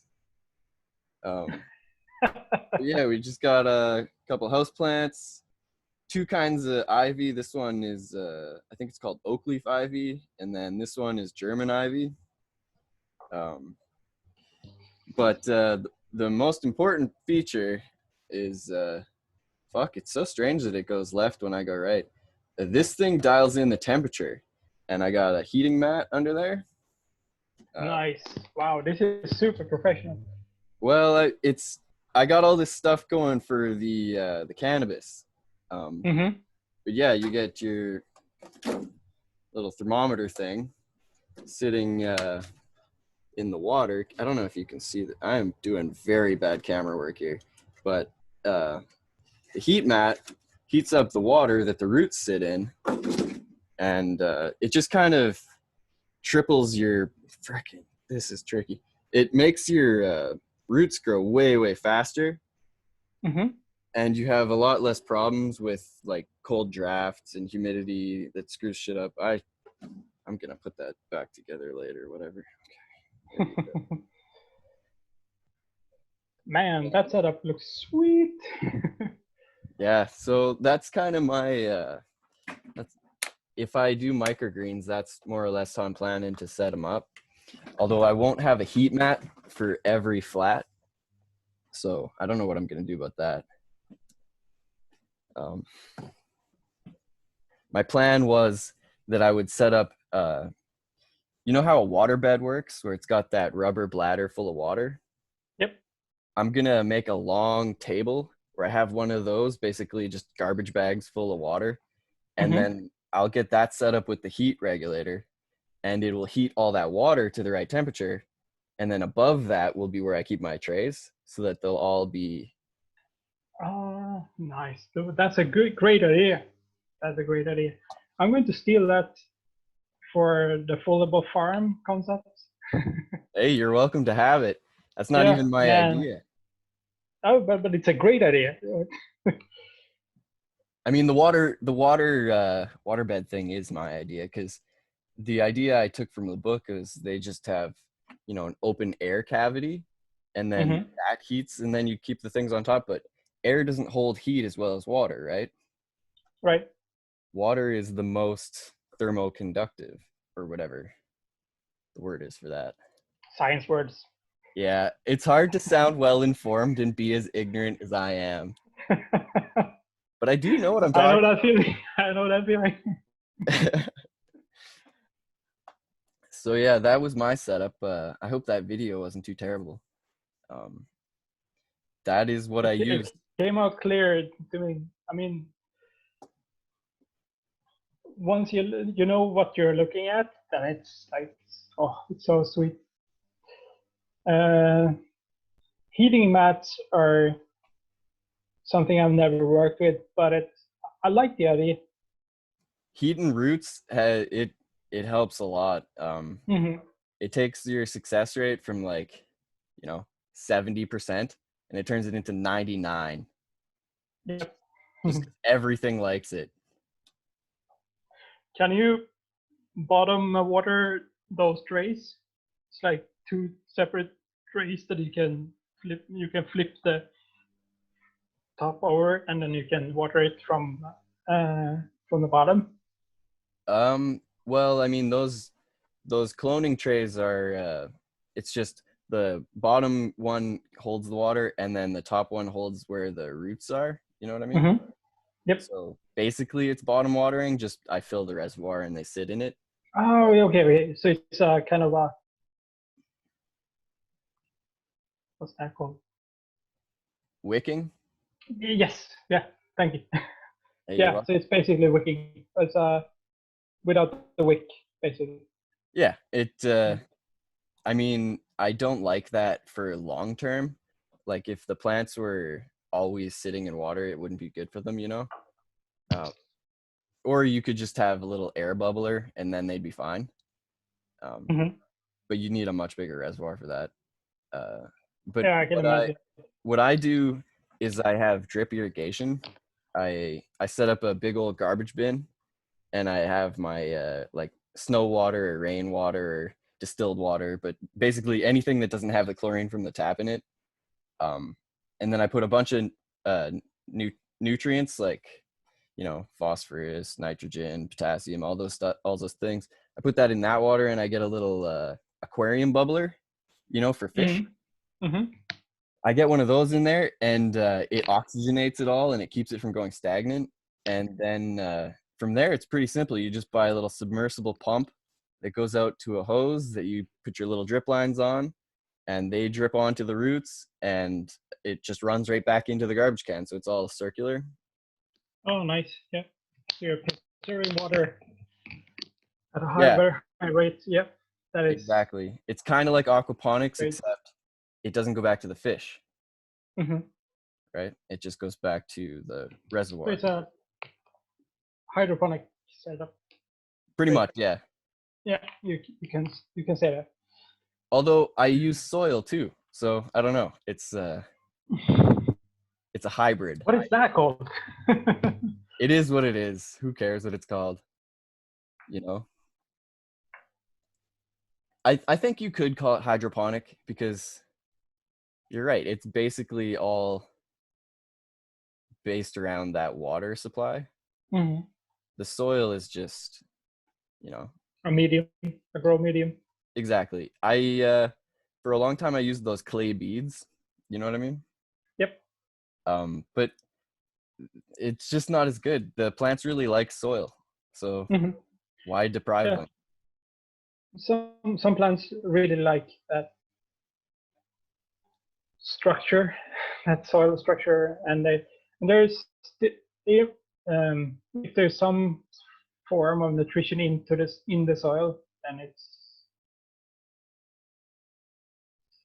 just a bonus. Absolutely. Well, I mean, there's always like micro life. You know what I mean? Like Mm-hmm. bacteria and little tiny Yeah. critters. Yep. And you don't get that in the clay beads, I don't think. But I could be wrong about that. I'm not sure. Mm, Either way, not sure. You will always have some form of beneficial bacteria in the clay beads after a while, yeah. But I'm not sure if especially if. like if it's parallel or if it's just Mhm. less. You know? I'm sure. I'm treading on thin ice when it comes to stuff like that. Uh, this is what we're here for. We that's the idea. You got to talk about these things to learn. Mhm. So, have you seen these foldable water containers? So it has the solid top, but you can just collapse the whole structure. Like a rain barrel that kind of Yeah, then you can like it's like an looks like an accordion. You can just. that's the word I was looking for. Accordion. So that's one of the key centerpieces to make a foldable farm outside in an environment you really can't control. You can try and control it, but So if you um, because transporting water is very heavy, Uh-huh. so you want to extract water from on site as much as possible. So if you dig one of those down deep enough so that you can collect rainwater over time in some manner, if you have some plastic sheets and then a plastic pipe to connect to your container, over time it will get full, and then the water will pressurize the container upwards, and then after a while you will have a wicking container, and then you just take some order some planks, some board planks, and then you Okay. Yeah, yeah. fuse them with some metal so that you can like accordion that as well. And then you place it over, and then you create a wick that goes into the structure you make on top of it, and then you will you will have something very um, something very easy to carry on site, and then then you let the site create the environment for it, and then you put some soil in there and seeds, and then nature will do its course. That's for when you need more water, right? Yeah. Ideally, you will place the system under the cover that you make over it on a tree or what have you, a structure above it. Something. Yep. Well, And that then sounds really awesome. because then your plants are not, if you're planting stuff that's sensitive to drowning, you're still protecting it, you're still collecting water, and then yeah. I've Uh, I've heard of something similar where when you dig like if you're digging for a tree, or like anything, whatever you're planting outside, yep. if you're in an area with too little water, what they do is they just take a sheet of poly and they line the bottom, and then they create like a 4-inch, plastic puddle area underground, and then when they fill it back in, the plant sits on that. And I mean, it doesn't really make very much sense to me, because then your roots hit that and they can't go any farther and they would get root bound. But I mean, in a place where you need a lot of water and you don't have a lot of water, it makes a lot of sense. Mm-hmm. Just like your Or where you want to control the flow of water going into your makeup farm. well, that's like that accordion thing you're talking about would be guerrilla gardening, right? It can be. Guerrilla gardening is mostly grow stuff where you're not allowed to grow stuff. So if I need to move the top, i.e. the productive part, like where I've grown some plants, and remove the board structure and everything, I can just cover the water container that is underground, rip out the plastic thing, um, forget about the site for a couple of weeks, and then come back, and everything is in place again. I still save water on the ground. It's like Uh, it's kind of like a well. yeah, yeah, exactly. Yeah, a very primitive one. Well, it's very portable, right? So that you can take your infrastructure where you need it. Yep.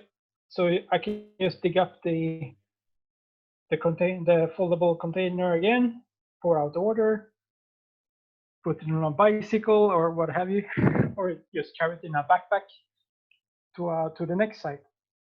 Or a truck, if you're Or truck. Yeah. you're If lucky you have enough a to have truck, a truck. it's everything's so much easier. So freaking easy. But I'm um, everything I'm writing about is going to be for anybody. You don't need a truck. Right. Maybe it would be easier with a bike than walking, but I even that is. I'm not much of a walker, so I kind of try to Mm. aim everything at mechanized, you know. Hmm. Yep. Yeah, but if you can walk your farm to somewhere, and it's super easy to take a truck, right? Oh, absolutely. If you could walk it, So you could, you know, truck it. in one load. Yep. So that's what I'm finding ideas in that kind of area, because sooner or later I'm going to outgrow this house. And Well, that's a good plan, you know. yeah, yeah, Aim high. yep. That's the thing. I'm going to fix a cat situation real quick. Oh, 10-4, 10-4. You take a break. I'll go pour myself a drink and be right back.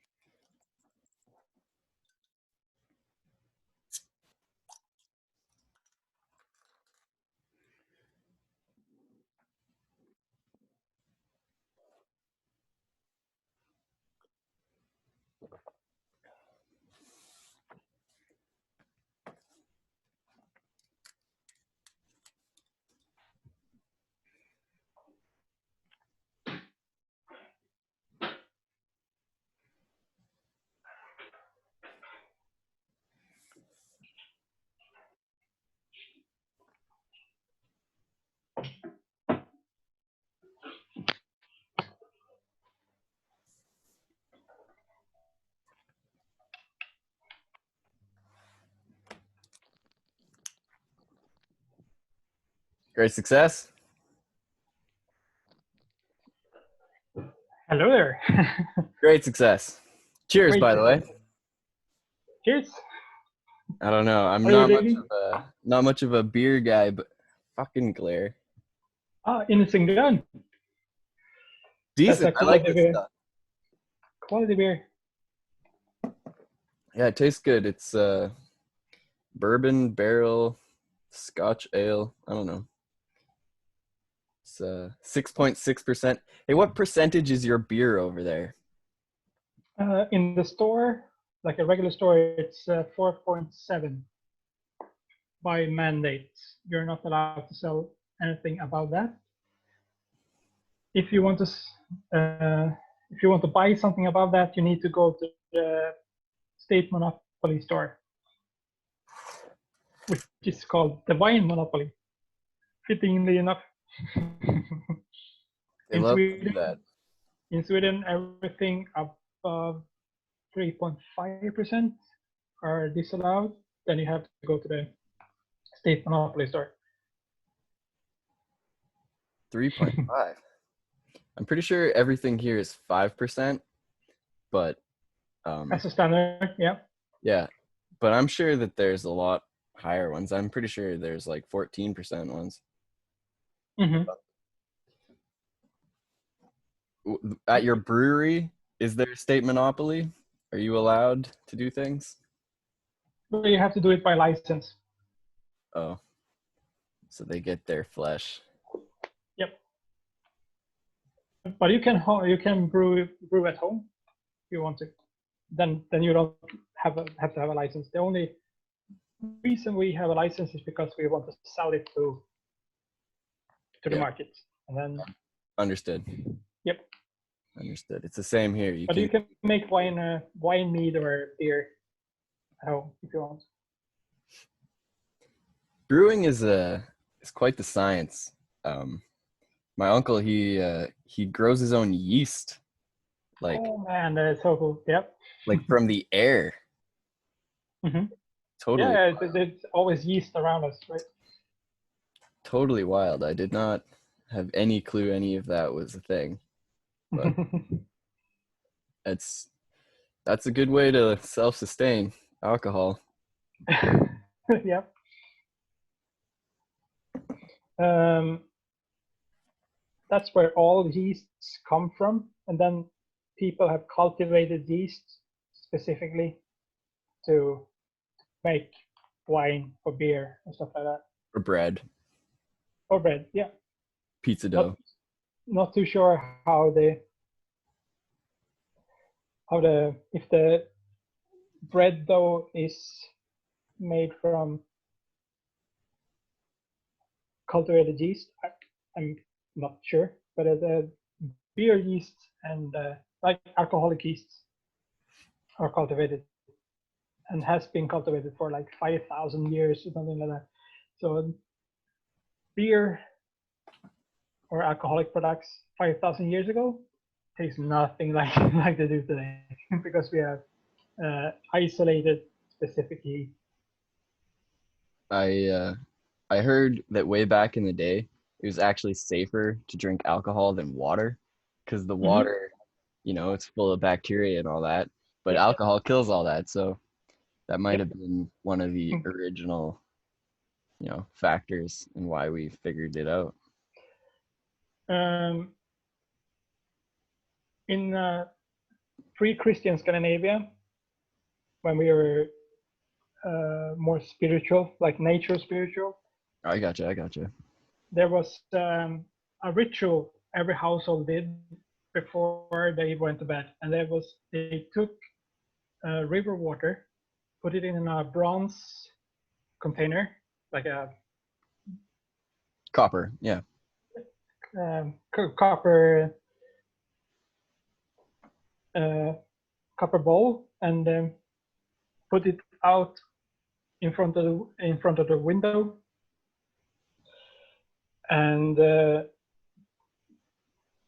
nowadays we know that the copper filtrates the bacteria from the water in a very complicated process, and if you give it about 8 hours you will have purified water, filtered water, just by the metallics working its chemical magic. It is But literally what magic. yeah, what they believed was that elves came and bathed in the water and made it pure, because they figure out that if I put water in my copper bowl and I drink it, I don't get sick or diarrhea or Dysentery. horrible stuff. Yep, yeah. So it became a sort of a meme to do it, right? Tradition. And then they had to explain it with supernaturals like elves bathing in it to purify it. Well, to them, And if you then went back and you told them that copper as an element just had properties that kill bacteria and all that, they would think that was they didn't supernatural. even know what bacteria was back then. So Exactly. That would have you been as have to made up explain as that elves. part. Yeah. There's bad things living in the water, and they're very small, so you can't see them. Yeah, it's just Exactly. too complicated. Elves Too is so much complicated. simpler. Yeah, exactly. Yeah, Why because elves can't make you sense. give them something they understand? Yeah.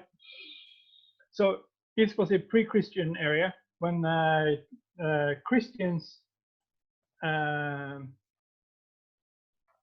when the Viking society turned Christian, and they heard these stories from these backwater villages where they where the elves purify the water, like, and that's satanic. That's antichrist speak, like, right? Because there is no supernatural except God. Right, right, So they banned this practice because you can't allow supernatural beings into your home like this. It's you heathens, you pagans, you filth, you're practicing anti-Christian rituals, right. and then there was so many generations, so they don't remember why they were doing it. So they started drinking river water again and got all the diseases. They got sick from drinking the water, and then um, the Christians brought with them alcohol, and the Scandinavians learned how to make alcohol, and that's what we today call aquavit, which means life-bringing water, because it's just I think tequila is translated to the same about the same thing, life-bringing water. Tequila. Oh boy. The meaning of tequila is about the same thing. That's a bit strong to be drinking as Yeah, water. yeah, and that's why it's called spirits. Oh. So they turned the Christians turned Scandinavians into alcoholics just to get clean water. I my ancestors are Irish before we were Canadian, and so I feel like that probably happened to my people too. I think in the Irish case they did it to themselves. Well, they were pre-Christian Irish, you know, probably believed in elves and stuff, and Hmm. then along come the church. Yep. Uh, Christianity as a technology is so fascinating because it's put a spell on people. yeah, it's got its ups and downs for sure. Hmm. Like a good old fashioned cathedral with the stained glass and the stonework that's just amazing. Like we couldn't do that today. Like when that one in Paris burned down, Notre Dame, Yep. when that burned down, um, that's such a loss. We'll never be able to build that the way it was. No, we lost the technology to reconstruct the windows and all that kind of stuff. Well, we just don't have anybody with the skill, you know? Like Hmm. we're gonna use a machine to put out chunks of Lego and it'll look like Minecraft, you know? Just objectively worse. So to bring it back to growing stuff, Hmm. We were what on a would you good say? sorry, carry on. What do you say would be some profitable crops to grow where you're at? You're in Oil County. In oil land. Um Yeah. well, it kind of depends on your approach to that. Like if you're going small scale permaculture type stuff, Mm-hmm. Just um for yourself kind of thing, or entrepreneurial. yeah, yeah. If you're doing that, then obviously you base most of it around greenhouses and indoor production. So, Mm-hmm. Yep. It's a harsh like, environment, so you can well, yeah, and it's need temperature unreliable. control. You get 4 months of summer sometimes, and then it'll snow in the Mm. middle of it. It's just Same dude. Same dude. totally crazy. It's never going to snow here in the middle of summer. I think maybe it has happened. I don't know, but it's not warm. It's very that's a very diplomatic way to put it. Yeah. What is your average summer like? Uh, not a hot day, but like not a cold day, like middle.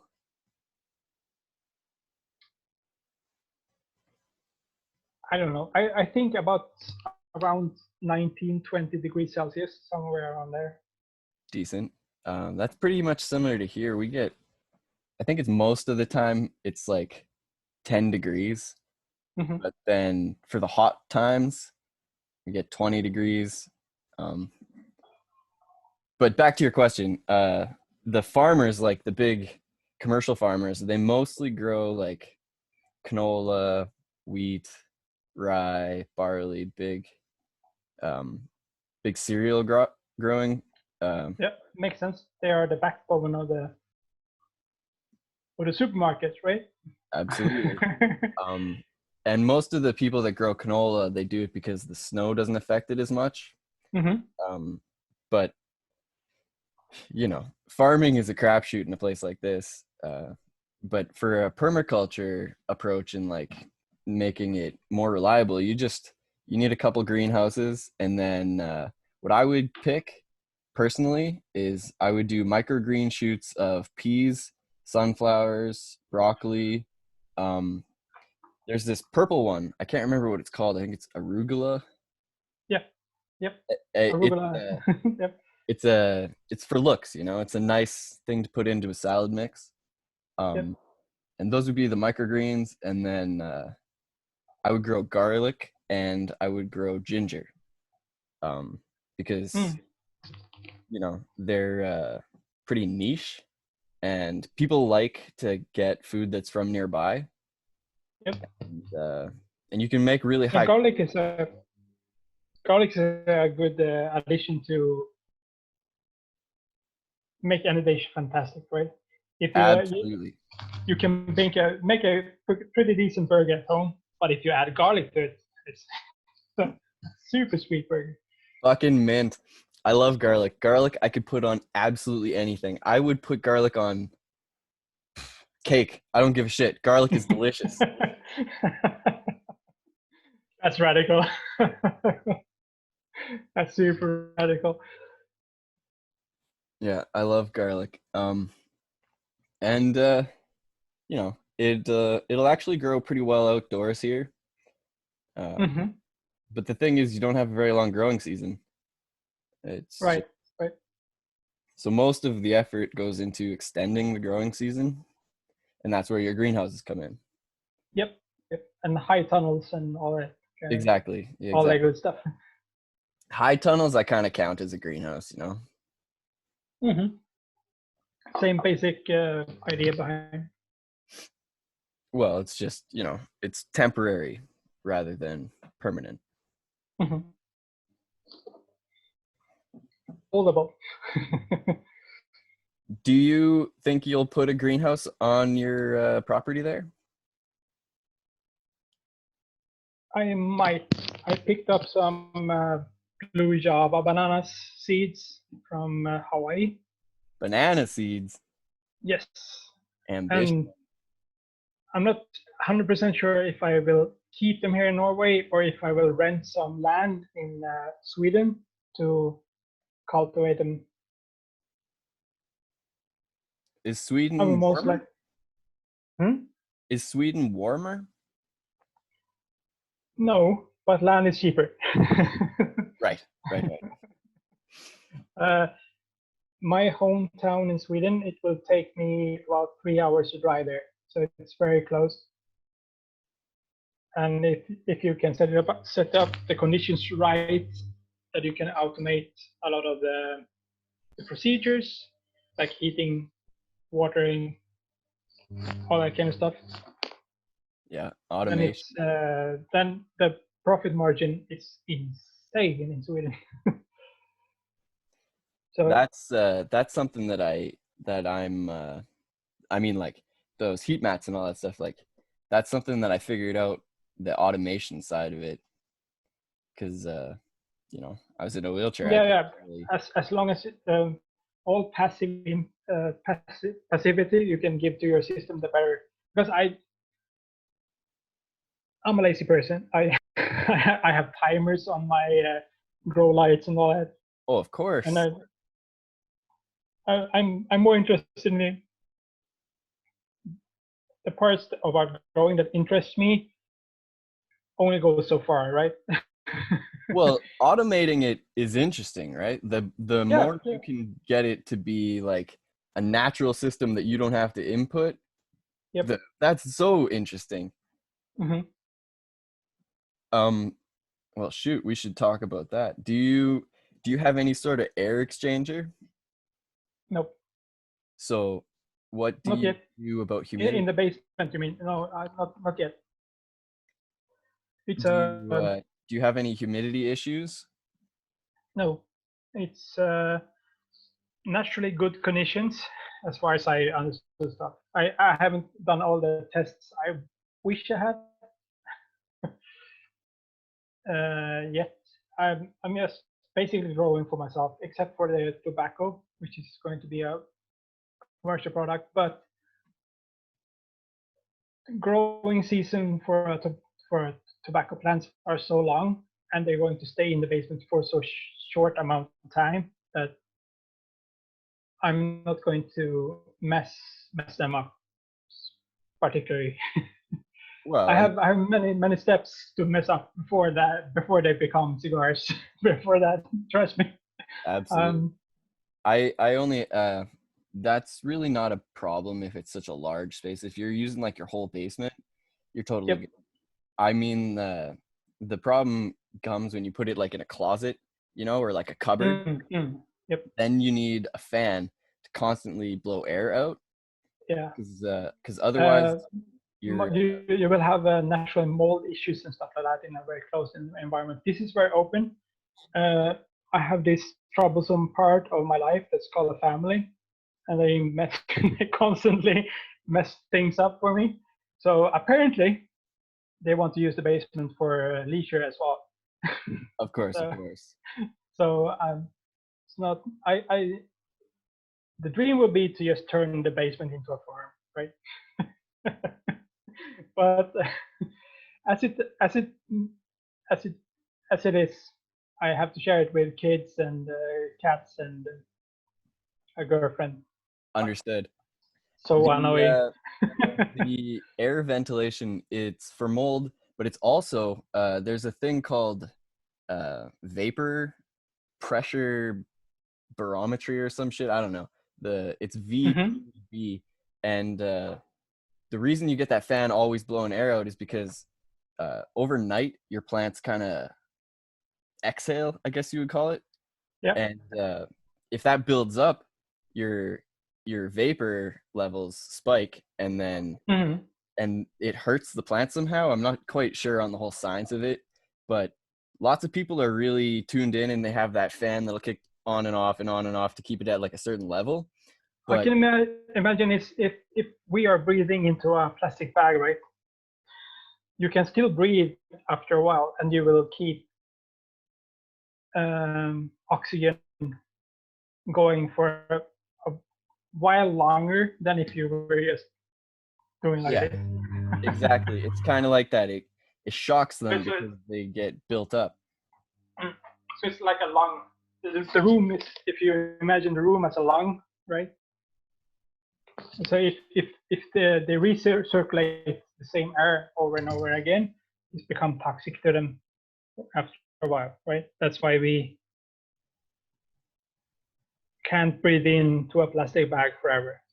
I guess that's the that's the science behind it. I'm just talking out my ass here. I mean, I'm trying to tie it together. You're not totally wrong. It's kind of like that, except it's more about like the humidity than like the carbon or the oxygen level. Okay. Yep. Yep. But you don't need to be super specific and dial it in so that it stays at like that Hmm. 60% humidity. That's unnecessary. All you got to do is have a fan, always blows the air out, and then it can never spike. It just Mm. it's low, right? Yep.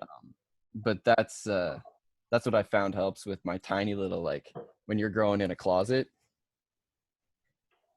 or even just a bucket, Hmm. like space buckets. Have you heard of space buckets? No. Enlighten me. Oh, dude, Sounds you would sounds like great. space buckets if you're growing indoor. And actually, I think that would work pretty good for your tobacco. Um, Oh, okay. I'm all ears. well, do you have Google in front of you? I have a laptop and a phone. Yep. Fantastic. Uh, pull up a space bucket search. It'll show you what I'm talking about. It's there's thousands of ways people do it. I kind of evolved out of it because you know you don't need to be Wow. filthy when it's not illegal. Mm-hmm. Oh, this looks like. Oh, okay. So this is. It looks like it's very cannabis specific. Mm-hmm. It is. That is correct. So this solves the growing in a closet problem. Because Uh-huh. I've seen some elaborate designs from cannabis growers here in Scandinavia that decorate their a wardrobe, an extra wardrobe in their room, and Absolutely. then they use some foil to cover the walls to not get to not mold the whole house down and And reflect like the light and keep the heat in. yeah, yep. Oh yeah. So these space buckets you can put just anywhere, and they Wow. yeah. I've built one. They're pretty simple. Hmm. Yeah, I saw some diet do-it-yourself kind of stuff, which is just looks like paint buckets or something. Hmm. And then you just have a cord sticking out of the top one. It's like Yeah. it's a spaceship sort of looking thing. Hmm. Totally crazy. Futuristic stuff. I like all this future stuff. It's good. I need I need to look more into this because this looks like it fits into the foldable farm concept like to a T. It's definitely right up your alley. It's Yeah. cuz you can just put it anywhere. But the Hmm. only thing is you need electricity, right? Yeah. I'm not sure what the electricity do. It's provide lights, warm. Lights and air circulation. All Otherwise right. you get Okay. those spikes, Hmm. right? Yep. Cuz for, people have been growing weed in closets since the 60s. Yeah. But It's quite a thing. they found that the problem with that is the air ventilation, and obviously Hmm. mold's a huge factor, but it's that pressure buildup in the vapor that gets you. And what the closet weed growing Swedes found out the ventilation problem. So they added ventilation to their closets, and then the whole neighborhood smelled like someone's cooking pots. Absolutely. It And that's how a lot of these weed growers got caught because the cops was like just using the nose. Yeah. You can fix that problem with a carbon filter, but Hmm. you're growing tobacco, so what are you worried about? It's not going to smell.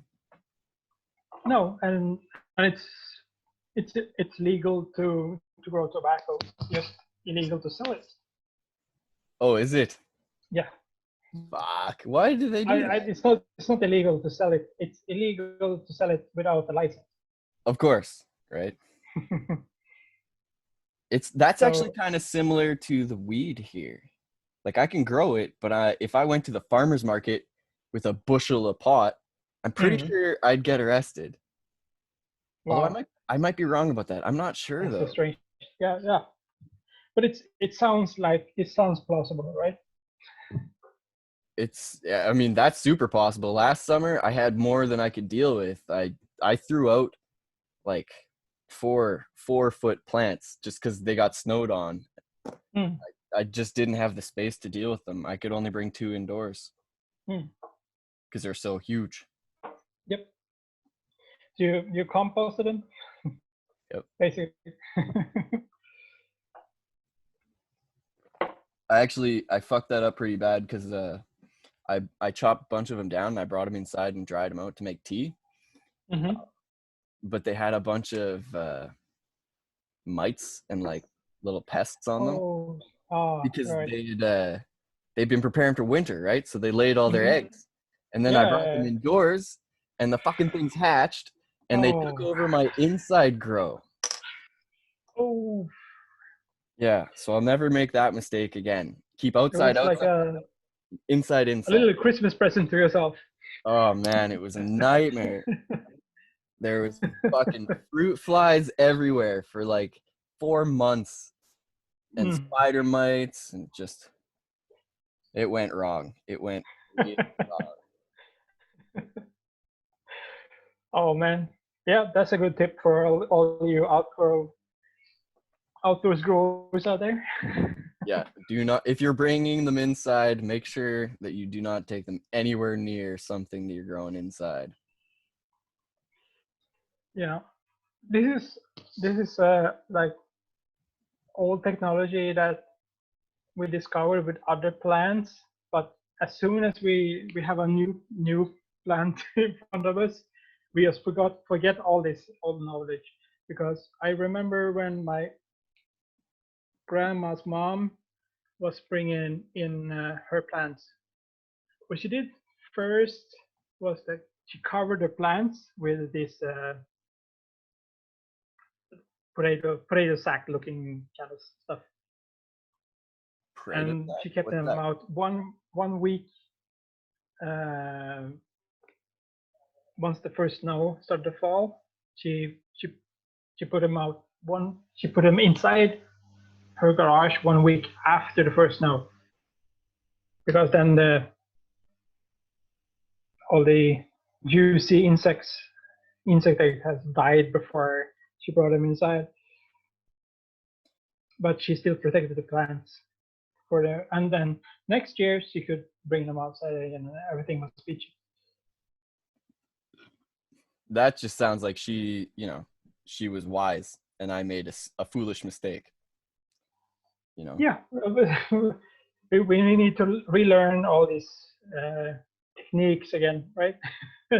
Absolutely. It's a goddamn shame the way they set society up for us, like you can go to get like $300,000 of loans to go to school to learn, gender studies or some stupid shit that won't even get you a job.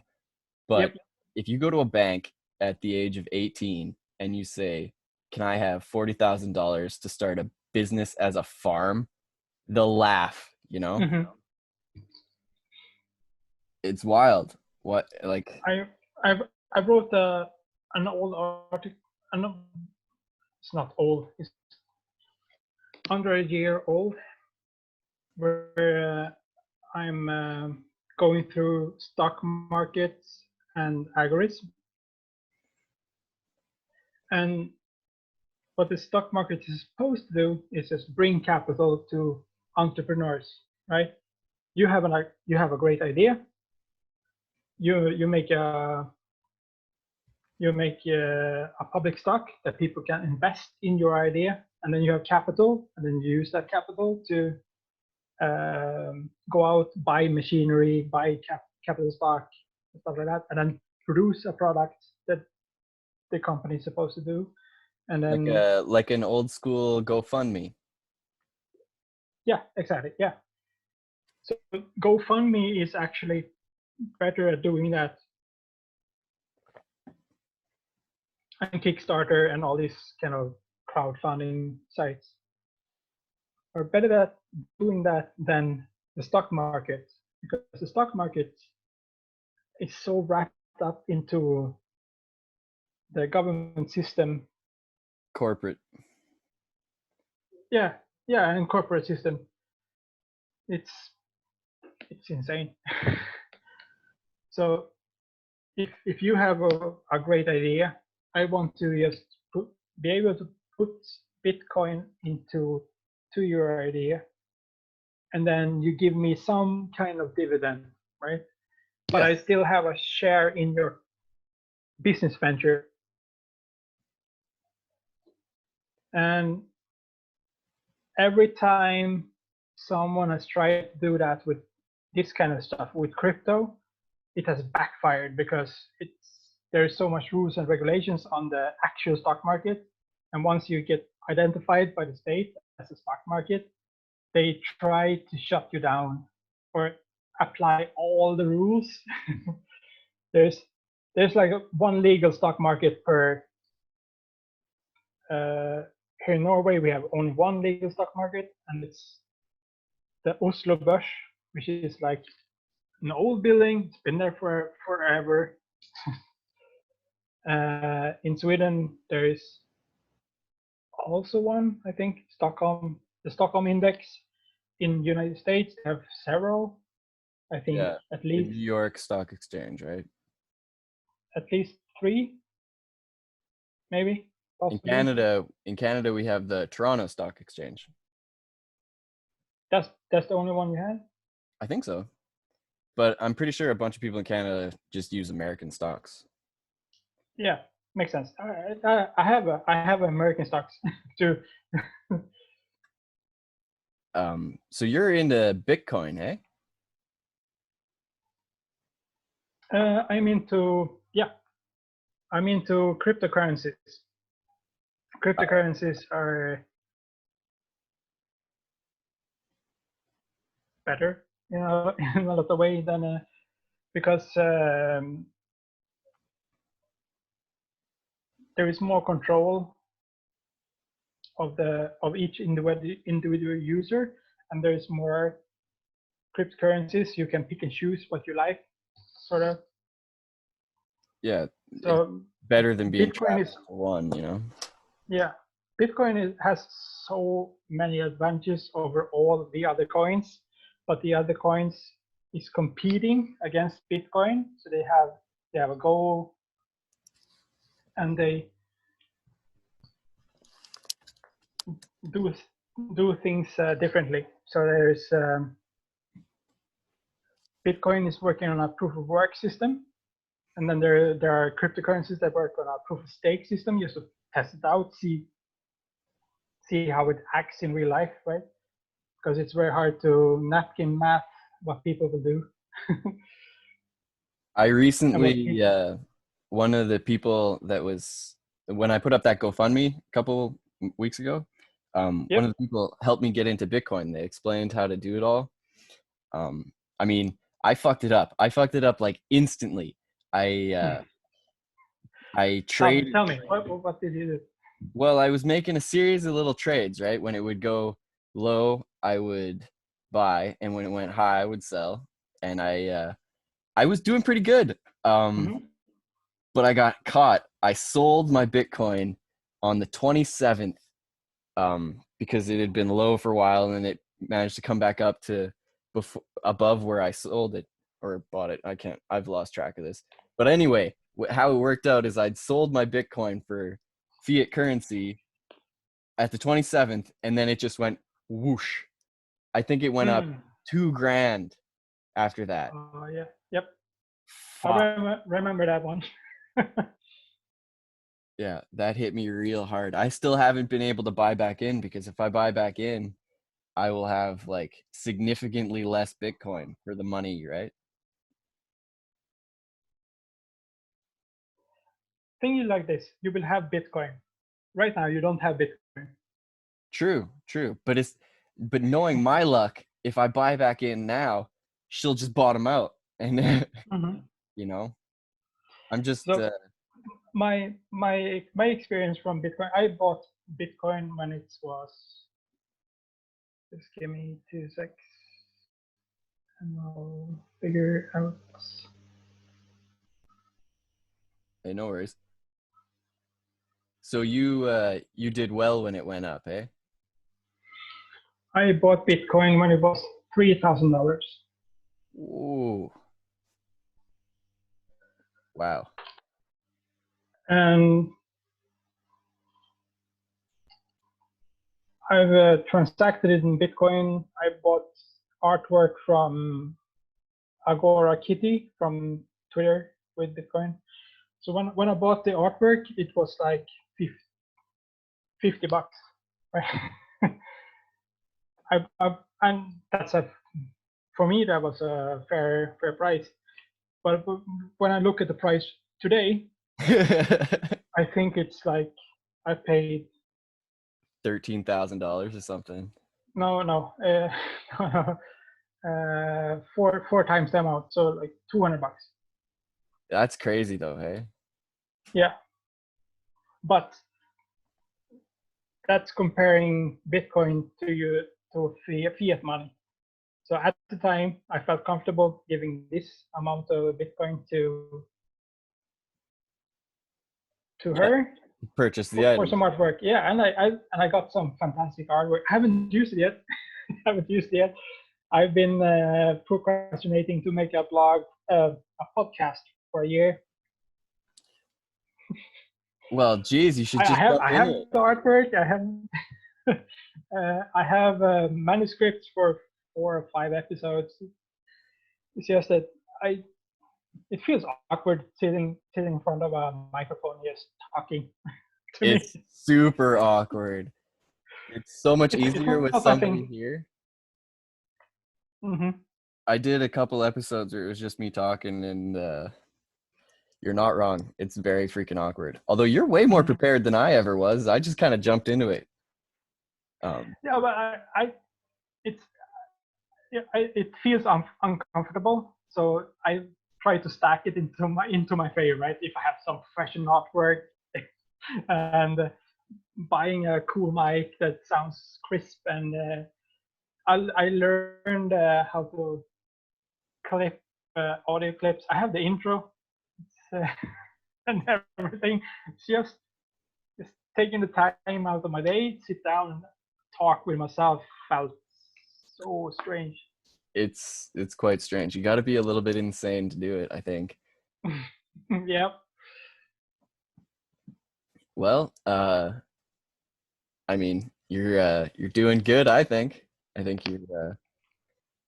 you speak well, you know. Would you do it in Swedish or English? English. Right, right. Um, I would talk about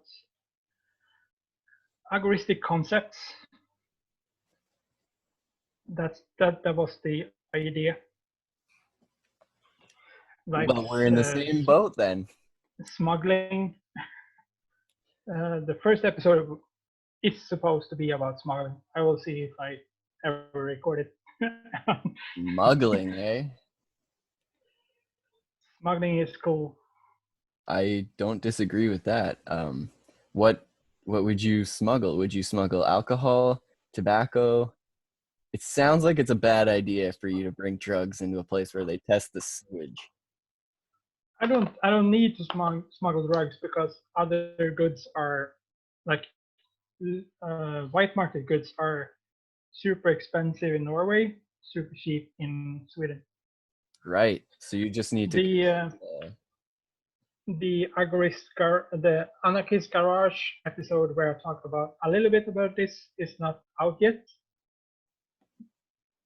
but it's the price difference on bacon, for example. Here, could buy 4 packs of bacon for the same price in Sweden as for the same price as 1 pack of bacon here in Norway. wow. But is that And how is that smuggling though? Isn't that just shipping? according to if I ship it and it get caught in the toll, I have to pay VAT, Which is Norwegian VAT. 25%. Yeah, Oish. which is insanity. I will still make a profit, but not as much profit. Right. But So obviously smuggle it. if I carry it with me and I'm not shipping, I don't. The risk for getting caught for bacon smuggling is like Nothing. extremely small, extremely small. Unless I put it into a system where I just take a trailer, drive it to Sweden, fill it up, and then try to cross the border. Because trailers are high profile. Yeah. Yeah, and when the toll sees a trailer, it's like this this guy is carrying something. Wow. If you have 2 cooling bags with bacon with you, you can make $500 maybe. So you've really thought about this. I've done it. I've done it, and I because in Sweden we have this cool chocolate, and after the sugar tax got implemented in Norway, it got skewed. The price point got just like ridiculous. Jacked up. Yep. So I love the sugar tax. I'm not paying it, so it's all good for me, and I can profit from it. So it's like double it. Screw it. Wow. Just double it. Double the sugar tax. I mean, diabetes is a terrible disease, right? We should actually double this tax. Hey, fuck yeah. I mean, we're dying, and we have universal healthcare, and diabetes is such a strain on the universal healthcare system. You should just double the sugar tax. Make every Coca-Cola drinker and chocolate eater just bleed. How does your universal healthcare work there? Um, I mean, I know in here, Canada, here in Norway, it works better than in Sweden. right. I just mean like here in Canada, the federal government subsidizes the provinces to provide it for the people. So the province Mm-hmm. pays half and the government pays half. Mm-hmm. And I mean, obviously I couldn't compare it because I've never been like different country, different universal healthcare. Yeah. That's the thing.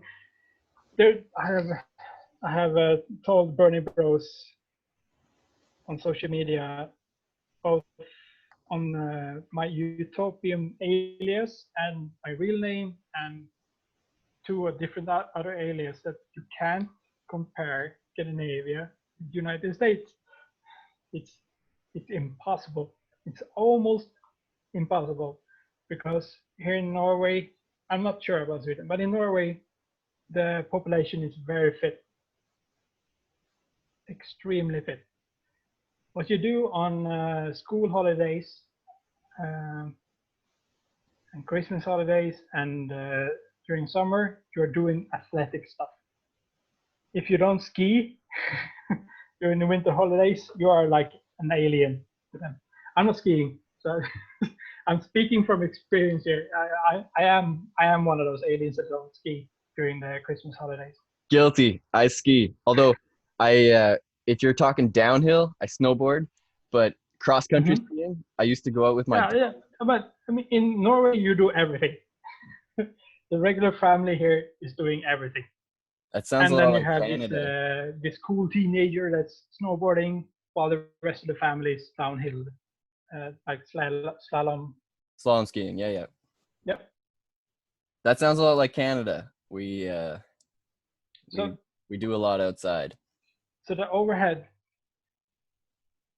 of the Norwegian health system cost everybody about 10% of their income.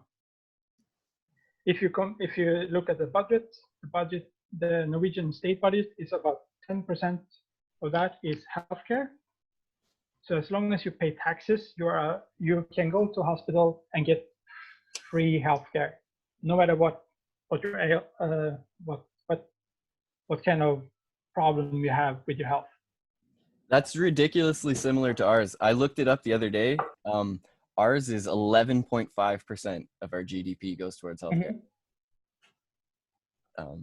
which is apparently one of the It's a highest. bit screwy to try to look into the numbers, because in the budget there is more money than what you pay in taxes for.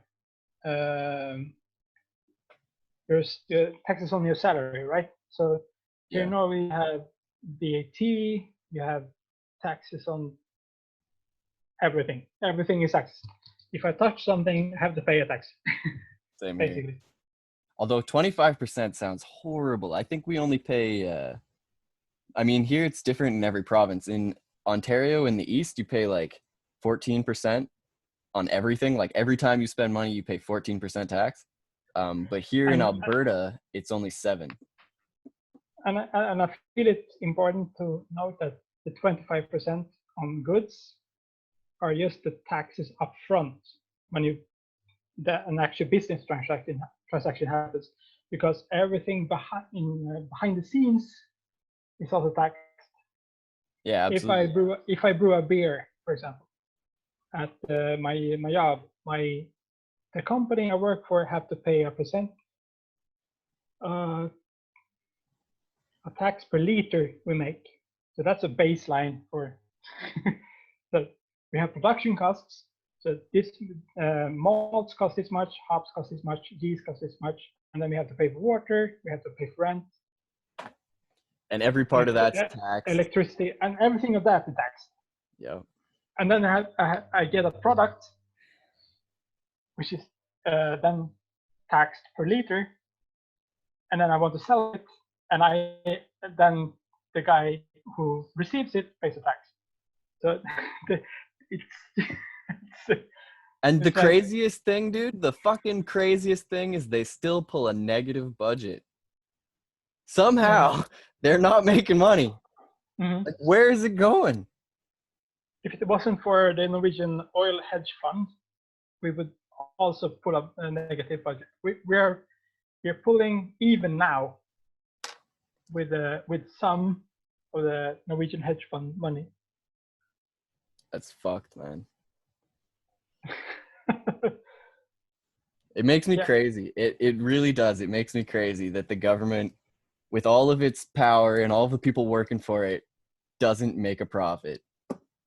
It just blows my mind. it's not supposed to make a profit. It's supposed to function, right? That's the ideal. So if you make a company, let's pretend we are making a company tomorrow. Josh and Alex, hop growing business, It sounds and viable. our only our only aim is to not lose money. That's the whole business strategy. Because you want to do something with the hops, and I want to do something with the hops. So we are only having this business to extract hops as cheap as possible to other business ventures, right? Right. So if the company loses money, we need to raise the price of hops, because losing money is bad. It Yeah. doesn't look good on the books. Or we need to Um, reduce the cost to produce them. You know, yeah, yeah, got to come exactly. out of Yeah, one side. yeah. So that's basically how the state operates. The state is producing hops at a price. The problem for the state is that they don't have a price list. They don't sell stuff on a market, because they have most of the stuff they do is on a monopolized market.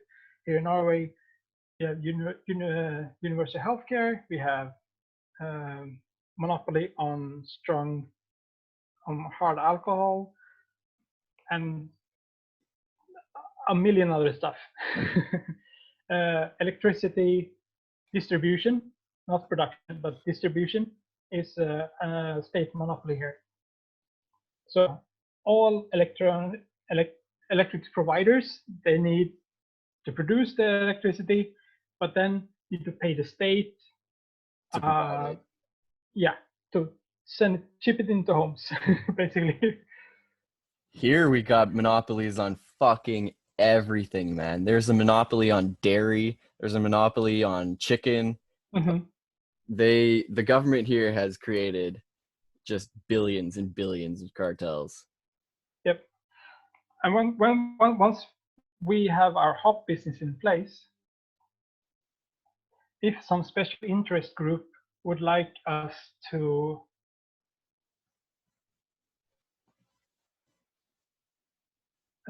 produce a specific hop, Yeah, a strain, and they particular one. and they and then they give me some money, but they don't give you some money, and then I convince you to, like, okay, but this year 20% of the hops we produce has to be like this. And then I sweet talk you into it. And you're like, okay, Alex, that makes sense. But and then I pocket the cash and you get nothing. This is how the budget works for the state, basically. Oh yeah. Or they let their freaking one of their family member get the deal and Yeah, pocket the cash in yeah, both exactly. directions. So, yeah. So in like 18 years old, 18 years time, my son is 18 and he needs a job, and I was like, Josh, we need to. I know this is a two-person operation, but my son needs a job. Come on, can't you open your wallet for my son? Nepotism. Yeah.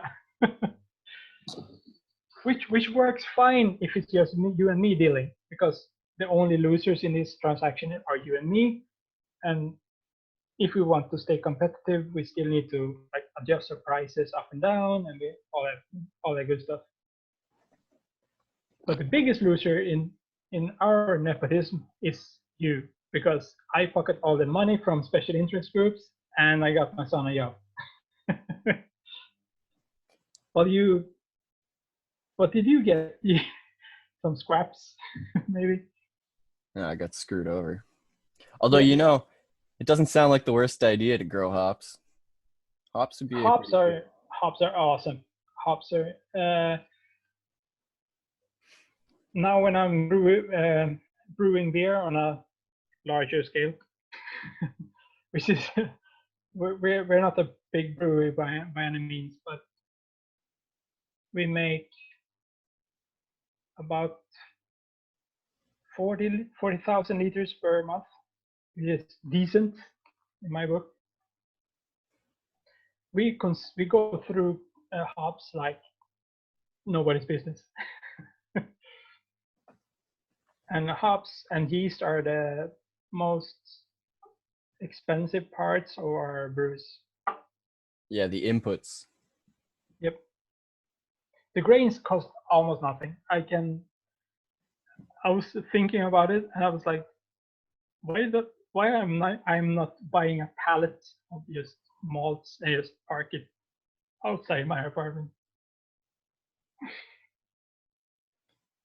Well, because it's so cheap. Yeah, I can get a pallet for $300. And that would, what kind of grain is that?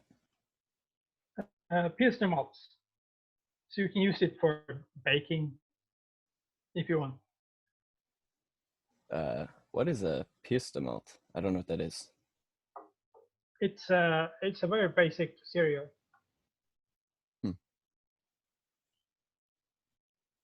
I guess, No, obviously. not a cereal, but it's yeah.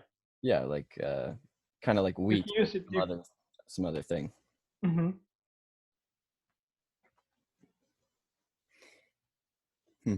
So, but hops is very lucrative, especially if you make something special that a lot of these that gets popular among brewers. Like Citra hops is a very famous kind of hops, and it's on the world market. There's a deficit.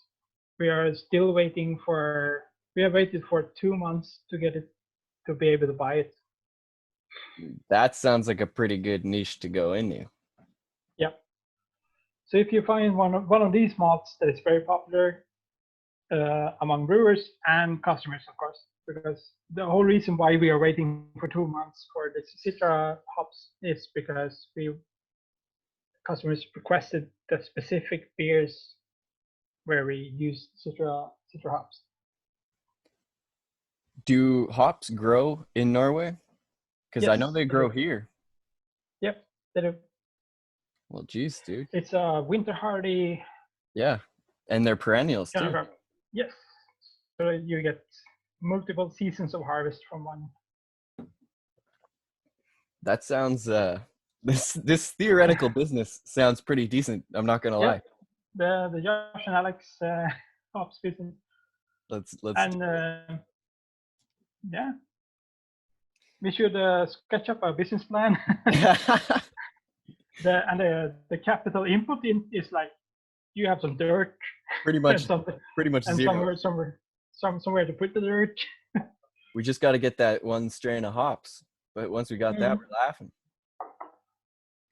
And then we can do an episode on how we smuggled it from Canada to Norway, or Norway to Canada, depending on who gets it first. We can share it. Exactly. Yeah, we'll share the genetics. We can Yep. clone a bunch of it. Yep. And then we can make a different version of the same hops. Speaking of cloning, when you get your tobacco going, are you going to take clones of it before you put it into flour? Or I guess I should go back a couple steps. If How you does it work when it goes into flour? Is it based on the time period of the light? Yes, yeah, it needs some time to grow flowers, and if you want to make tobacco products of it, you need to snip the flowers. Right. You don't want it to flower. No, um, you want it to flower, but you want to remove the flowers because then the nicotine starts gets redistributed through the plant. Yeah, to the leaves. Yep, and that's where you want it because that's what you But make what I was nicotine saying is, products of. does it flower like in the fall when the days get shorter? It it's here. Last year we did the balcony tobacco. Me and three friends. We had a balcony each, and I pre-cultivated the seeds just like I did this year in February. But it was earlier in February, and then once it start become seedlings, you put them into pots, and then you still feed them sunlight, but it still takes about 4 months, 4 or 5 months before you get something out of it, right? And then you need to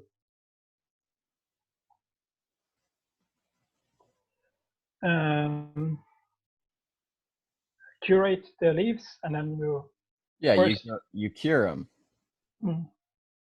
so it's the plant will tell you when it's ready. you you look at the leaves, and then you say, okay, that's it's starting to turn brownish or yellowish, depending on the species. Yeah. They need more sun here, so it's taken about 4 to 5 months in South America or Latin America. It will take a lot less time for them to grow because they have more sun exposure. Of course, of course. I the only reason I ask is because that's how marijuana works. Like a pot plant, Right. you could keep it in veg forever if you want. Mm-hmm. You just Mm-hmm. have to make sure that it never gets that fall, short days, long nights kind of lighting. Mm-hmm. Um, and that's also how you can control when it goes into flower. You flip it so that it has a long night, and it produces this hormone when there's no light around, and that hormone makes it produce flowers, right? Um, Yep. and I was just asking because if you're taking clones off of your tobacco, you would want to do that before it's in flower, but it sounds like it's quite different. I'm not sure how clones work with tobacco Do you plant. do you ever clone I've anything? never done it. Oh, gee, you Yeah, should. water lilies. I've cloned water lilies. That's the only plant I've cloned.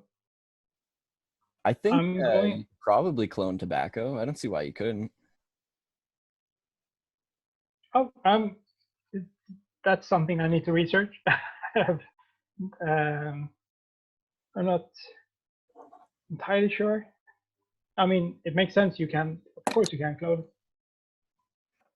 Yeah, but there's a lot of details about like Will it stunt the Hmm. production? Will it, you know? Will it grow new roots? How is the root system going to work? And yeah. Well, it'll grow new roots, that's for sure. And Hmm. it's pretty cool because clones of the same plant, the roots don't compete, so you can pot them in the same pot. And Oh, really?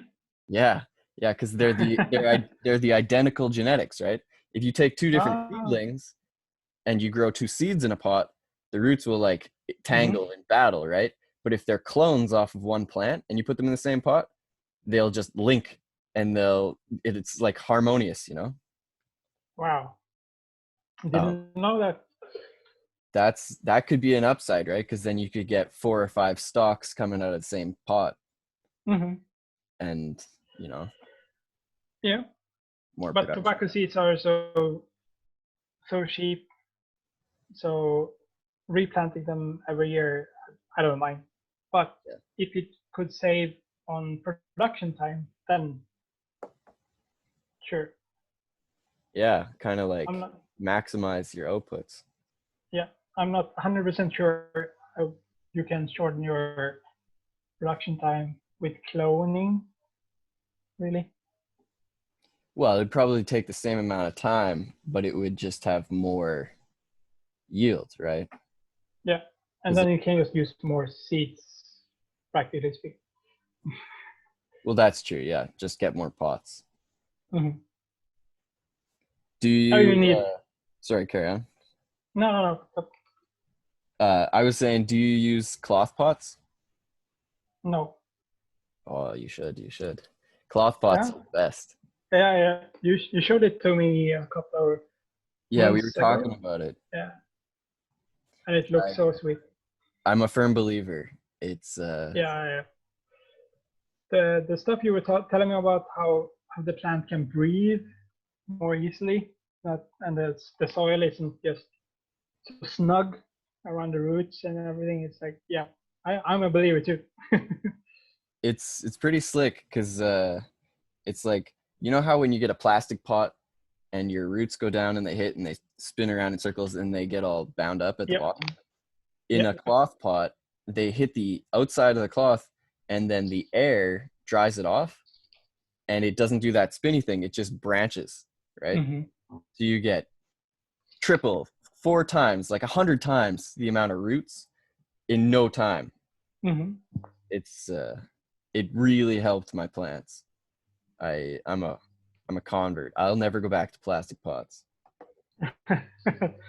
No, and it's probably cheaper than plastic pots, right? Like, Well, I mean, plastic pots are more reusable, right? Like oh, cloth because these bag. break down after some Exactly. time. Yeah. And the roots get entangled in them, right? Mm. So it's pretty much disposed of at the end. But do you have a sewing machine? Yes.